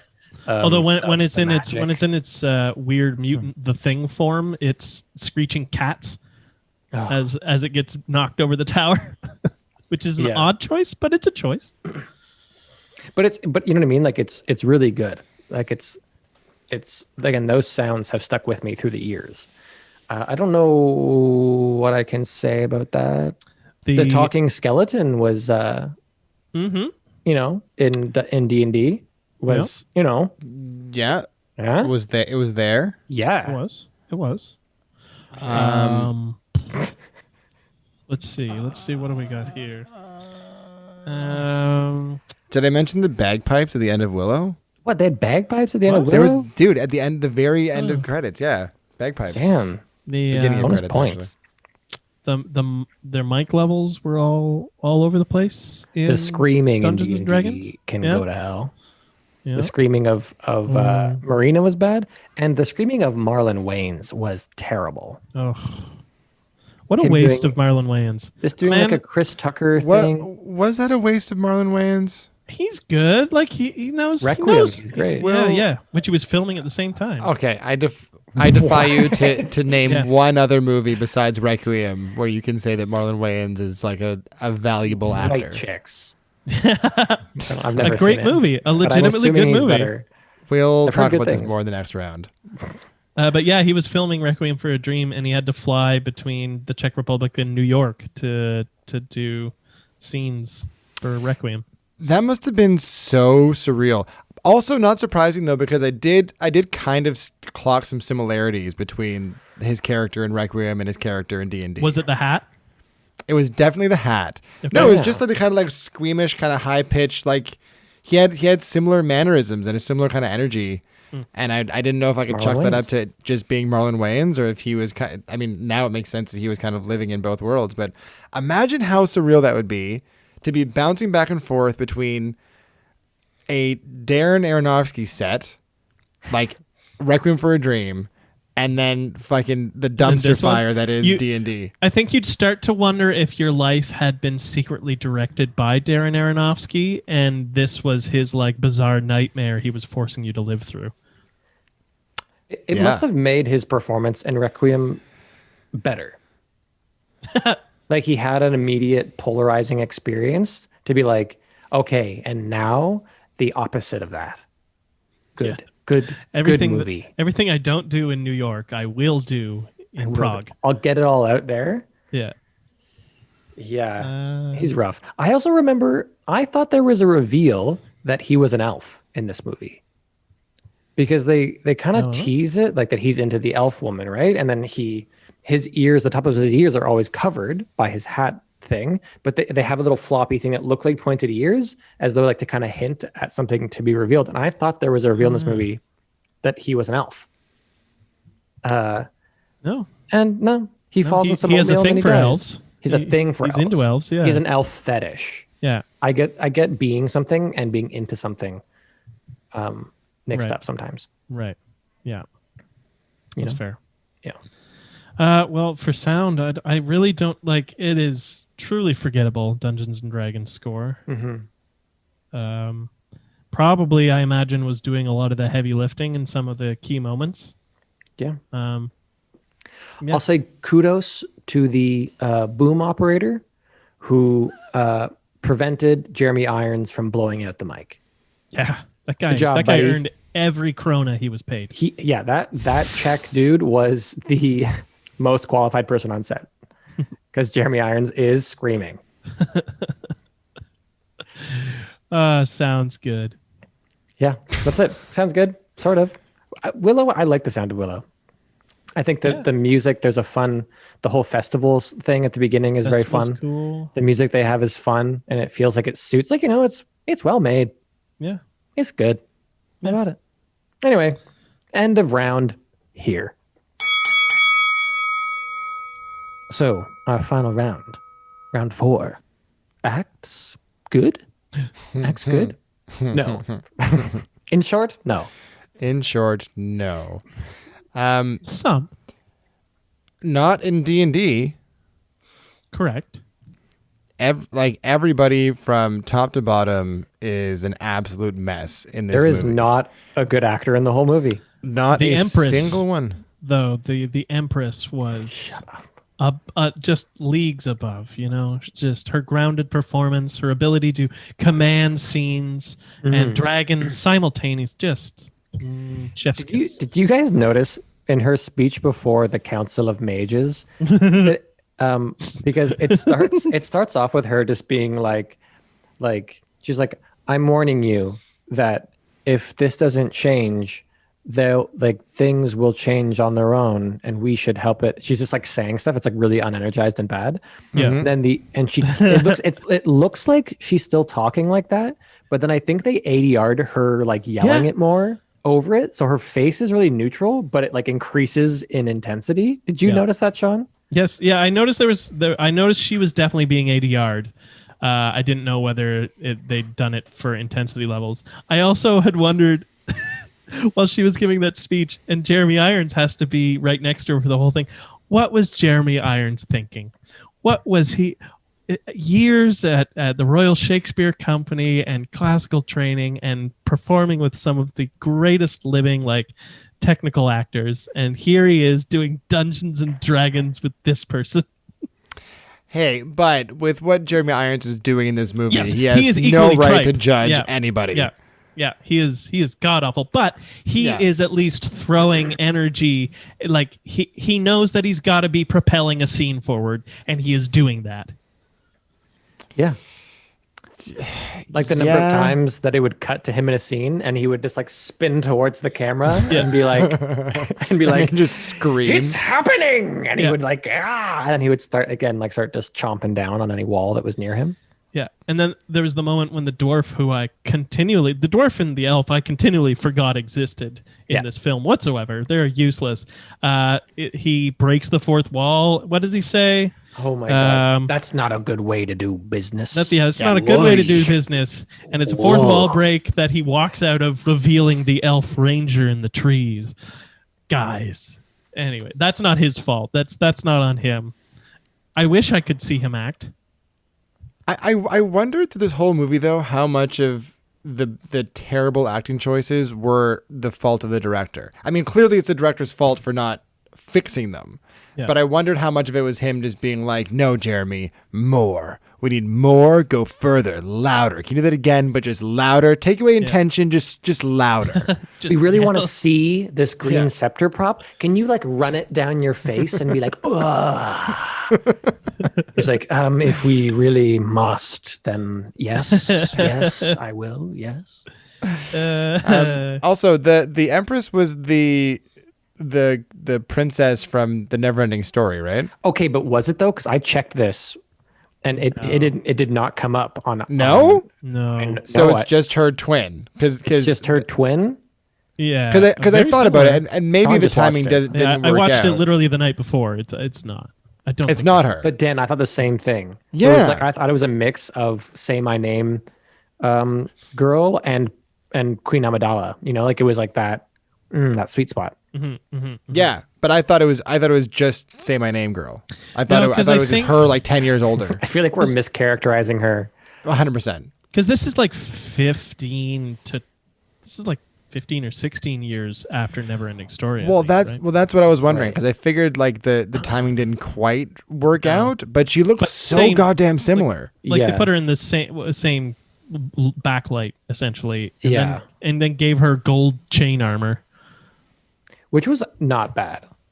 It was pretty cool. If everything else looked cool, it was the coolest costume in the whole movie. Like I'm not going to shit on it. Yeah. If more of the stuff looked like that, it would be pretty cool. Purple sweater and black pants was like a touch of genius. Hey, what about all the lingering shots on the elf's boob chest plate? Yep. That was clearly made with plastic. Oh my god! And when she gets off the horse and it goes clank, clank, clank, clank like it's metal, but it's just plastic.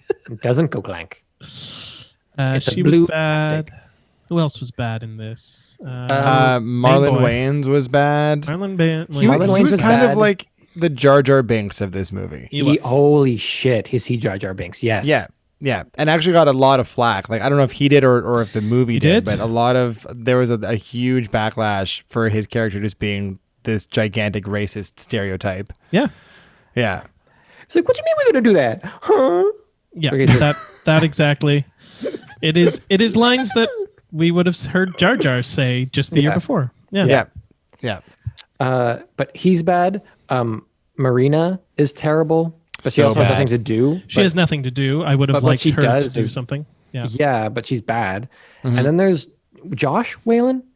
Justin Whalen. Also known as Jimmy Olsen from The Adventures of Lois and Clark. Also known as not Mario Lopez, but like correct. But like almost Mario Lopez. Almost Mario Lopez. So like cute.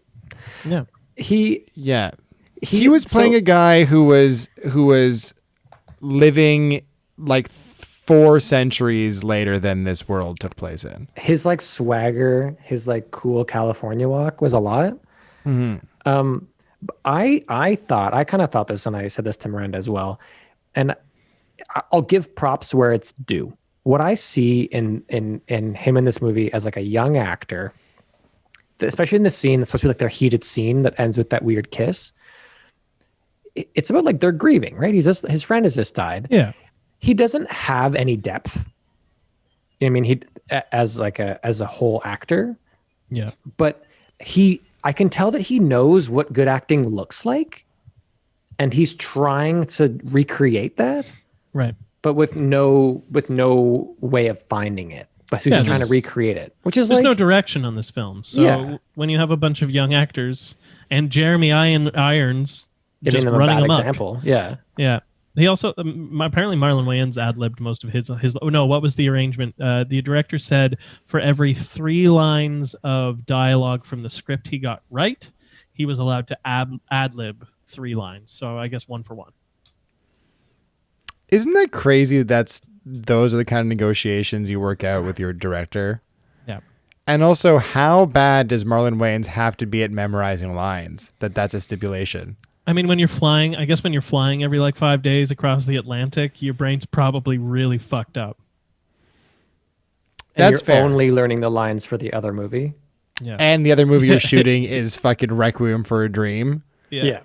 Yeah, okay. Fair enough. Sorry, Marlon. So let's, and this is an interesting thing. So we can shit on the acting of D&D, and as much as I think Willow has a lot of charm, that is kind of in spite of the acting of the movie.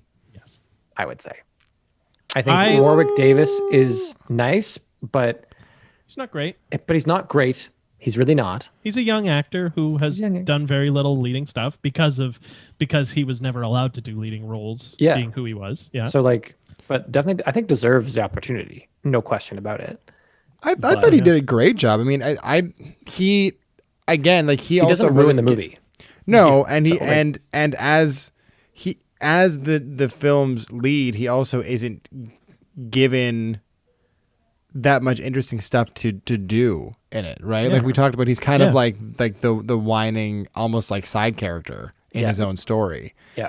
And I think he does that pretty effectively. Yeah. He's mother hen. Yeah. He does some good stuff he's too. effective. He's effective, and he does cool stuff. He's got a lot of charm when we like watching him. Yeah. I like Val Kilmer in this film a lot. See, I really did. That's where I took do issue. too, I'm afraid. He was the only person in this movie he felt like he was in a different movie for me. Because he felt like he was making something of his character that wasn't on the page, and I appreciated it. I think it's I think he created something that was way more interesting by some of the weird stuff that he was doing with that character. And honestly, I would say it sets it apart as being one of the more interesting characters in fantasy. It's like, so not, there's so many basic stereotypes, and I feel like he managed to set himself apart from that. Yeah. Yeah, I guess my problem, like, I agree, bold choices, interesting character choices to form a unique character, but it all felt like it needed to be a little more kind of like grounded in like the reality of the movie that he was in. Because everybody else, it's a fantasy movie, but everybody else seems like a believable character, and everything he's doing feels, at least to me, like he was still working through like the choice making part of it, and it wasn't quite like, do you know what I mean? And maybe I'm being too snobbish theater student kind of here, but let's do it. No, but you know what I mean? Like, I don't know. So for me, it just felt like he was still kind of, it was a little caricature-ish for the world of the movie, which maybe is what he was going for. I see him as being an actual grounded in his own reality character. I think he had internalized. There is a backstory that didn't make it in, where like he joined with his friend Eric to fight whatever, but he deserted the army that he was a part of, and he'd stolen someone and like assaulted someone else. So that's why he's in the cage, and that's why his friend leaves him in the cage, because he's broken their trust. So with more of that, I think he would have made more sense to you, maybe, if okay, maybe it would have also worked if his name wasn't Mad Mardigan, but he was Mad Mardigan. Yeah. and he was also Yes. like, people didn't trust That him I agree because and that's how it always made sense that way. It's because he's a bit out of his mind sometimes, right? And that I think that actually makes it work a little bit, that he doesn't really fit in the world, that he is someone who is like, He's the as Sean trickster says, god. he lives in his own, he's a bit of a trickster god. He lives in his own world. He creates his own realities. He believes he is the greatest swordsman. And as a result, he, like, whether or not he really is one, or he just like believes enough that he has the confidence to do it, and so he does, like, is one of those things where which is what Willow is attempting to get to. He's trying to get to that level where he can believe that he has the magical ability to be a great sorcerer. he has the music in him. He has the musical ability. He got the music in me, or whatever. Yeah. Those are valid points. I think it's also entirely possible that I'm just operating from a place of bias against Val Kilmer as a person. Sure. I wanted to not fair. like his role. I really did. But this is pretty good Val Kilmer. This is not bad. A lot of people would have done it way worse. The Willow's kids are fucking adorable. Oh, aren't they My so cute? God, are they cute? Okay, so yes, but while we're talking about acting, and I know this has everything to do with editing and probably nothing else, but the baby in this movie, the reaction shots they are able to cherry pick from whatever footage they had of that kid to shoehorn into this movie were perfect. Yeah. Adorable, but also like so full of life and appropriate emotion for the moment. It was kind of remarkable. Yep. It was twins, so they had two babies. Shut up, really? Common. Yeah. It's quite I guess common, that makes right, when you sense, have young kids. Twins. And I imagine they must have set them up. They're probably Ron Howard's kids, for all we know. Who cares? Like, who knows? But Who cares? Who cares? Why'd I even bring it up? But they just probably set them up in a couple of the different setups of like being held and being in the hamper, and then just like played with them and filmed them, and they probably got a bunch of stuff. I totally agree. In a little bit of the digging, there's two kids that are credited, but by the time they got to filming the last like chunks of the movie, they'd outgrown the baby carrier prop, and they had to like scramble to find other babies. So I think they did some stuff in like New Zealand, so they just had like a local baby stand in, and they went uncredited. So yeah. Wow. They found a baby. Yeah. How long were they shooting this movie for? I don't know. Probably a few months with all the location stuff. Babies grow.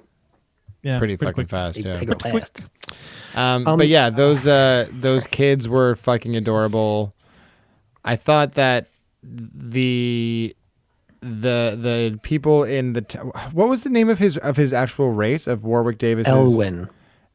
So the Elwyns were kind of hit or miss for me. I thought his wife was great. That dynamic was really powerful, I thought. His friend kind of sucks. His friend kind of sucks. And Burglecut was terrible. Not great, but like did the thing he's supposed to do. Yep. Yeah. So fine enough. Yeah. Just He kind got of like puked on. screamed fat asshole archetype. Nailed it, I guess. Yep. I don't know. The redhead, I forget her name, or she was a Sorsha? princess. Sorsha, right? She was a Yeah. princess, right? Yeah. She was the daughter of the Empress. Yeah, so I guess she's kind of the princess, but also ultimately like very incapable. Unfortunately, she never felt like she was in control of her life in any way. But that's not her fault George as the actor, Lucas. though. Yeah, that was a Yeah, it's really George poorly Lucas. written That's what I'm character. It saying. was It's- so confusing. I'm not really criticizing her for it, but No. just more bad writing for female characters. Yeah, where she has to like find the logic in her character arc from being the questioning daughter of the most powerful sorcerer on the continent, in charge of her like mighty legions, to then immediately falling in love with the prisoner who like in one scene is like, I love you. Yeah, it doesn't track. Yeah. Unfortunately, it's a storyline that really doesn't fit together at all in this movie. Also, sorry, really quickly, speaking of the babies, before another acting thing. So, the beginning of the movie, we learned that there's a chosen baby that's supposed to bring down Bavmorda. So she gets her hands on every pregnant woman in the realm. Whenever someone's pregnant, she gets them always, which is a hell of an order. But then they find this baby, and it's snuck out of the out of the castle by a midwife. And then that midwife, are we supposed to understand that she ran away for like months? No, I think it's just supposed to be like within a week of her escape, kind of, that she is But the murdered. baby has like grown a bit, and it's like a decent montage of it's true, traveling. It's like not a newborn. Mm. It's not a newborn. That's not what newborns look like. So Oh. I was like, are we supposed to infer that this midwife did like a really dope job for like 4 Housing months? this baby, yeah. But she crosses mountains. Anyway, whatever, a small thing. But I remember being like, what? But speaking of some of those characters, I think a lot of other people in this movie are quite bad. Like I think Bavmorda is actually pretty bad. She looks great at the end. Her like makeup and stuff and design. She's in like a mummy outfit under her robe, which is weird. Did you notice that? She's like wrapped in bandages. I feel like there was a scene that was cut that we're supposed to see her skin or something, and it's, I don't know. Gross. I didn't notice that, but I did notice the strong parallels between her makeup and the Emperor in is it Return of the Jedi? The aging as her evil powers seep into her body, she gets more and more age lined and wrinkly and And that's an old trope. That's like, power corrupts you physically. Right. That's Dorian Gray. Oh, but I meant the makeup itself looked very similar too. Oh, I see. Probably the same makeup artist. Like it's Industrial Light and Magic. They probably keep people on payroll. Yeah. So she was not a great actor, though. I thought the good sorceress was kind of fine. Her like crazy improvised magic was pretty wild. When she's like na na na na na na was pretty wild. There was some crazy improvised magic in Dragonheart too, where they just did, who was it? Don't know. It was when there's a very random scene where there's two people in like half skull things that maybe they're elves, and in a secret language that it says in subtitles like, do you think he knows his true potential yet? And it's like, no, but in time it's one of those kind of lines back and forth. But they clearly weren't given any direction on how to say it, so they're just like bashibaguki kapapacha, and it's like yappa yappa chum hobago, like they're just, it's total gibberish on the spot, and fucking I lost. I didn't know what they were saying because my edition had German subtitles for that for some reason. Oh no. Yeah. Where did you find a completely legal copy of this with German subtitles? On a very legal website. Yeah, the Dungeons and Dragons legal team. Yeah. Be furious. Wizards of the Coast will fuck you up. Yeah. Watch out for Sweet Pea Productions, man. Yeah. But anyway, so acting generally bad with Bavmorda bad. Bright moments. Kale, the Darth Vader guy, was pretty bad, and Eric, he was real bad. Eric. Yeah. Was he the blonde? No, the redheaded guy, the ginger friend, the rider of Rohan. Yeah. Yeah, he was terrible. I, for the entire movie, thought that was the blonde friend from Starship Troopers. I know it too. I know. Yeah. He's from something else, though. I recognize him, but he's bad in this movie. All of his scenes are bad, and his death is straight comedy. So bad. Yeah. He keeps falling, right? And he keeps falling a lot, and then he's like in the rain, and he like leans up to him and he whispers something, and he goes like he does the thing, and it's just gold. That's gold comedy. Yep. Comedy. Lug was great, I thought. Lug was great. Lug. It wasn't Lud, eh? It was Lug. Lug. I think it was Lug, yeah. Like your big lug. I think big lug. I'm trying to reason how much forgiveness to give certain scenes in Dungeons and Dragons, because it was all green screen for a lot of people a lot of the time, and that in 99 2000 when they're recording this would probably be like brand new for Jeremy Irons and brand new for I guess there are no other actors that came out of this movie except for Marlon Wayans. So for these people, it's probably new technology that they were suddenly forced to get used to. Yeah, I'll give them that.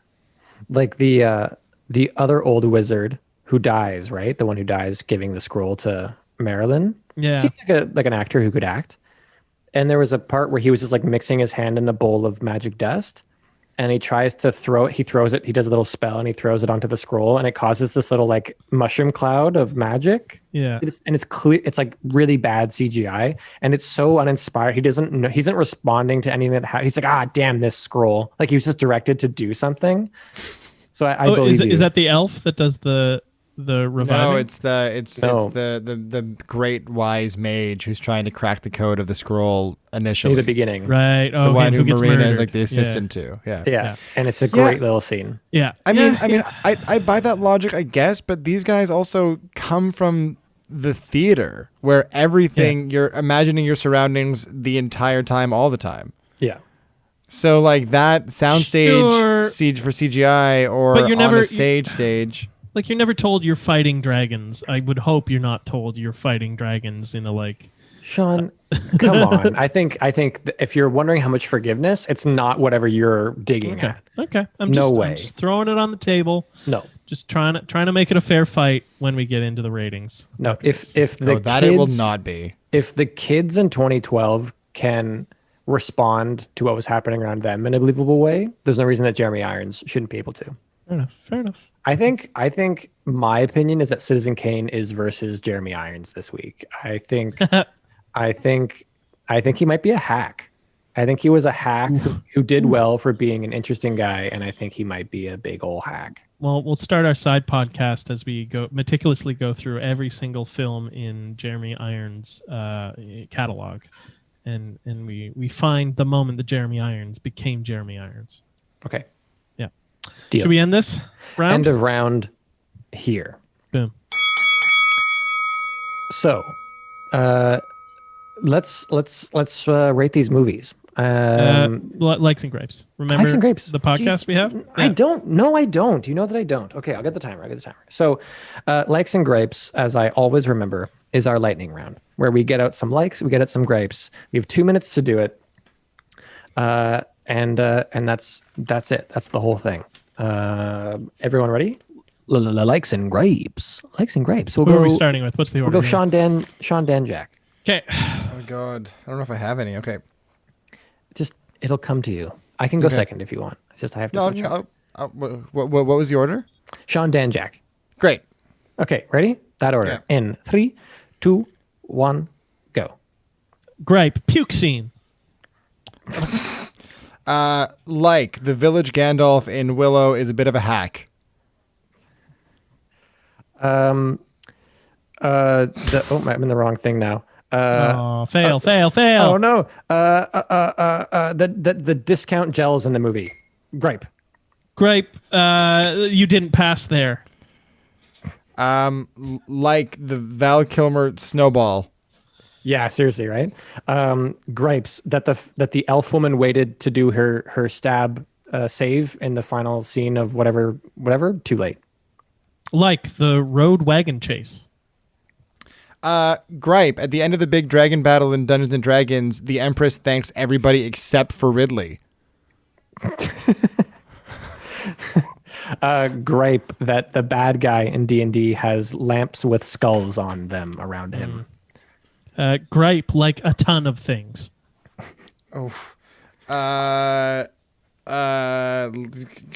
Gripe, Jeremy Irons, full stop. Gripe that the lead woman in D&D gets distracted by shopping. Like Tom Baker as the healing elf. Likey Gripe, Star Wars screen swipes. Gripe that the scary eye monsters are distracted by rocks. So I guess everything distracts them. Like the image of windswept Jeremy Irons. Like the scene of little brownies flying on a hawk yelling, "I stole a baby." Gripe the fact that we believe brownies dug a 6 foot deep hole. Gripe the French tribe of tiny people. Gripe, Dermadur. Likes claps for the hero. That was a tough one. That was a tough one. I We've almost ran out of them. talked a lot about these movies. Yeah. Yeah, we really have. Yeah. Well, yeah, let's rate them and get out of here then. let's get out of here. I'm glad I got to mention that Willow had the classic claps for the hero at the end, though. It's a favorite of mine in movies. So those are the likes and grapes. Likes and grapes. Did you guys not notice that the village Gandalf and Willow was like there was this running joke that he kind of sucked at magic and didn't actually was a bit of a hack? Yeah, he didn't know which way to go. He didn't know. Yeah, I thought that was kind of fun. Yeah. I just wanted more of a reaction from you guys when I said it. I'm going to edit in. Well, I was invested in making. I was invested in making sure I had my next like or gripe lined up, so the speed round, could click. Fair. I just need validation, I think is what I'm saying. Good for you, Daniel. Good for yeah, you, you're buddy. amazing. Hey, Thanks. buddy. Okay, too much. Dial it back, guys. You're getting thirsty. Oh, okay. So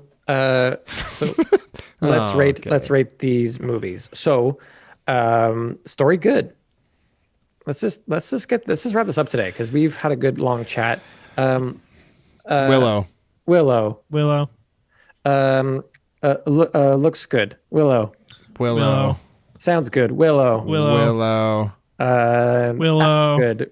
Dungeons and Dragons. Wait, Yeah. Willow. No, Willow. Wait, 2012. Wait, Olympus has fallen. Willow. Yeah, Willow is a better movie in almost every way. I thought it was going to be more crazy. Like I remember it being like a really out there movie, but the out there stuff is still kind of like all right, kind of good. Like it's kind of makes it unique. Rewatchability. Rewatchability. Our bonus round. Willow. Yeah, D&D was fun. How do you even have to think about this, Jack? Because I'm thinking about it too. Are you kidding me? Because here's because look how much we had to talk about Dungeons and Dragons. Dungeons and Dragons was a blast. Not like a good blast, but like it's memorable. And Willow, for me, Oh, you guys are nuts. D&D peaks back up on the other side of the bad parabola of being so bad. Just that it's peaks. kind of It just gets gets it just curls under and gets up into and the if upper I'm phase. being completely honest with myself, I found Willow a little boring. So I'm gonna say D&D. Like, but it's true, Dan. Because like, would you, if we were hanging out, I could see us putting on D&D. I'm having a drink. We're laughing at things because that movie is like if you're watching it with friends and you're in that way, it's like a laugh a minute. Like it is so consistently funny in its badness. This is a true story. I had to fight to stay awake in the middle of the day watching Dungeons and Dragons. Because you're alone. I was watching it with Marisa. Alone. So I'm basically alone. There's if we were hanging out and you were to suggest putting this movie on, even as a joke, I would say eat shit. There is nothing forgivable or enjoyable about Dungeons and Dragons. Jack, it's down to you. I mean, look, I agree. Like there's a place in my heart for Willow. I think it's a bit of a special movie. That being said, it is also like generic in many ways. Like it's not in the grand scheme of many movies. It's like okay, but like cool stuff in there. But like cool stuff that I want to watch again, compared to maybe watching D&D with friends and having a laugh. That seems more likely. Weirdly enough, I'm kind of gonna say D&D. I had such solid laughs. I just want to make that so clear. Yeah. Like I burst out laughing a half dozen times at least. I just because of the thing that suddenly happened. It's kind of hysterical. It's wild. Hey, Willow cleaned the clock at D&D there, bud. 4-1. Don't patronize me, Sean. I'm validating you. You son Good of a bitch. boy. Yeah, That did make me feel better, actually. Thank you. So well, with only the rewatchability point going its way, as it should, as we all agree. Such bullshit. But nonetheless, the Citizen Kane of the week is Willow. Willow. Willow. Yay. Kaya. Yeah. Good job, Willow. Well done. So next week on the pod, we'll be having a little guest that we're very excited about. We're trying to get some more guests on because the three of us aren't interesting enough. So Fact. we're bringing on people more interesting than us. So be sure to check it out. And that's going to be our buddy, Andrew Merrigan. Yeah. And we have a little video. We do, yeah. video. Let me cue that up. So he's going to Pull it up. announce the movies next week. Can you screen swipe it in, side swipe it in? No. Good George Lucas. Like, can we get George Lucas up here? A Lucasian screen swipe. All All right, here we go. Fools are ready. Look at that handsome devil. Okay, here we go. Make sure your volume's up. The volume. Hopefully this can I press plays. play now, Sean? Yeah. Okay. We didn't Hey, test this. my name's Andrew Merrigan. I'm a writer, director, actor, tap dancer from Edmonton, Alberta. I'll be joining the Citizen Kane Versus podcast, and I just wanted to take a second to properly introduce my films. Okay. All right. Does that look like a microphone? It's a loofah I haven't used because I don't go anywhere. You know? Why do I need to wash? In the blue corner, with a box office gross of $73.1 million against a budget of $42 million with a Rotten Tomato score of 40%, starring Kevin James, Salma Hayek, and Henry Winkler, here comes the boom! Oh my God. Boom. I have it on Blu-ray. Yeah, I'm a real fan. And in the red corner, with a box office gross of $216.8 million against a budget of $30 million with a Rotten Tomato score of 91%, starring Clint Eastwood, Hilary Swank, and Morgan Freeman. $1 Million Baby. More like $216.8 million baby. Why am I still talking into this? I have pajama pants on. All right. I love it. What's the connection? There we go. They're both fighting movies. Oh, okay. $1 Million Baby was a I've never boxing heard movie. of Here Comes the Boom. I've never heard of Here Comes the Boom. Here Comes the Boom is a masterpiece of cinema where Kevin James, I think he's a teacher or something, and He's like certainly not a fighter. well he becomes one. He has to fight. He has to join the UFC to fight for some reason. Well, I look forward to it. Yeah. Also, watching that, I realized that we didn't do the ring announcer intros this week. So, Oh yeah. Oopsies. apologize to anybody who was expecting that or cares, Oh, we care. which is nobody. I mean, you want to do it now? You can shoehorn it in. The power No. of magic. No, that's too much editing for me. Yeah, that's fair. Why don't you record it separately? Just freeze frame the video and slide it into the podcast. I thought about that, but it won't happen organically. It's fine. We'll just do it next week. Okay. Sorry, Like we'll do everybody. 2 next week. Is what you're saying? We'll do the Yeah, one. I'm gonna do the one I had written this week, Yeah. next week, and then follow it with. I'm going to hold you to that. Great. It's written I'll be- down somewhere, so I'll be a better host in the future as well. That's okay. I'll stop fucking up. I won't, but I'll try. I really will try. Yeah. Yeah, and then also we have that we are letting people know that we exist on social media. Something that I also think that we should do near the beginning of the pod. Yeah. So next week we're going to do all of that. So, but that's the thing, if you have Instagram and you want more things on your Instagram, check us out at Citizen Kane VS Podcast.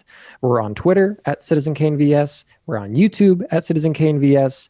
We're not on Facebook.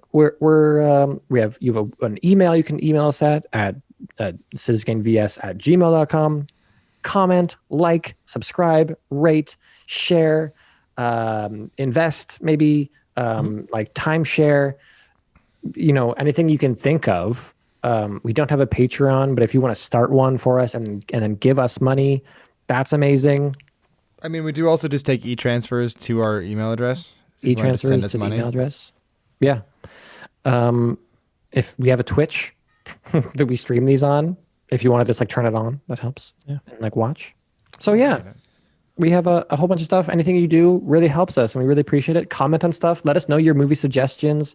We'd love to eventually do audience picks. So.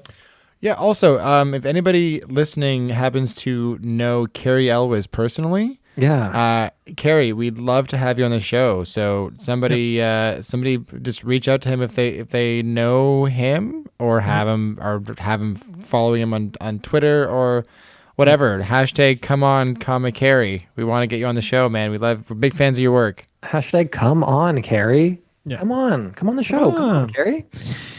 Well, but not Jeremy Irons. Jeremy Irons, if you have Carrie Elwes' number, keep it to yourself. I got nothing against Jeremy Irons.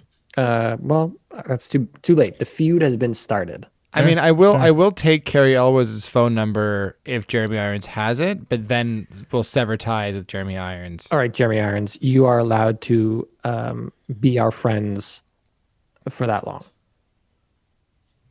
Can we let people like go on to their next podcast in their queue now?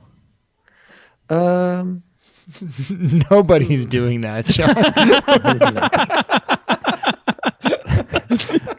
the sad person who was like, I think first I'll have 2 hours of listening with these three lads about 2 movies I never saw, and then and then later in the afternoon I'll do another few hours of podcasting with something else. I queue all the time, but yeah. Well, I thought you meant queuing like our next podcast. Let somebody no. go on to the next episode of our show. Hey, who knows? Maybe they're no one, man. Big citizens. Hey, you know what? If someone out there wants to put our playlist on autoplay and just let it play, that helps us too. Thanks so much. Yeah, it does actually. Yeah. So, okay, bye. Okay. And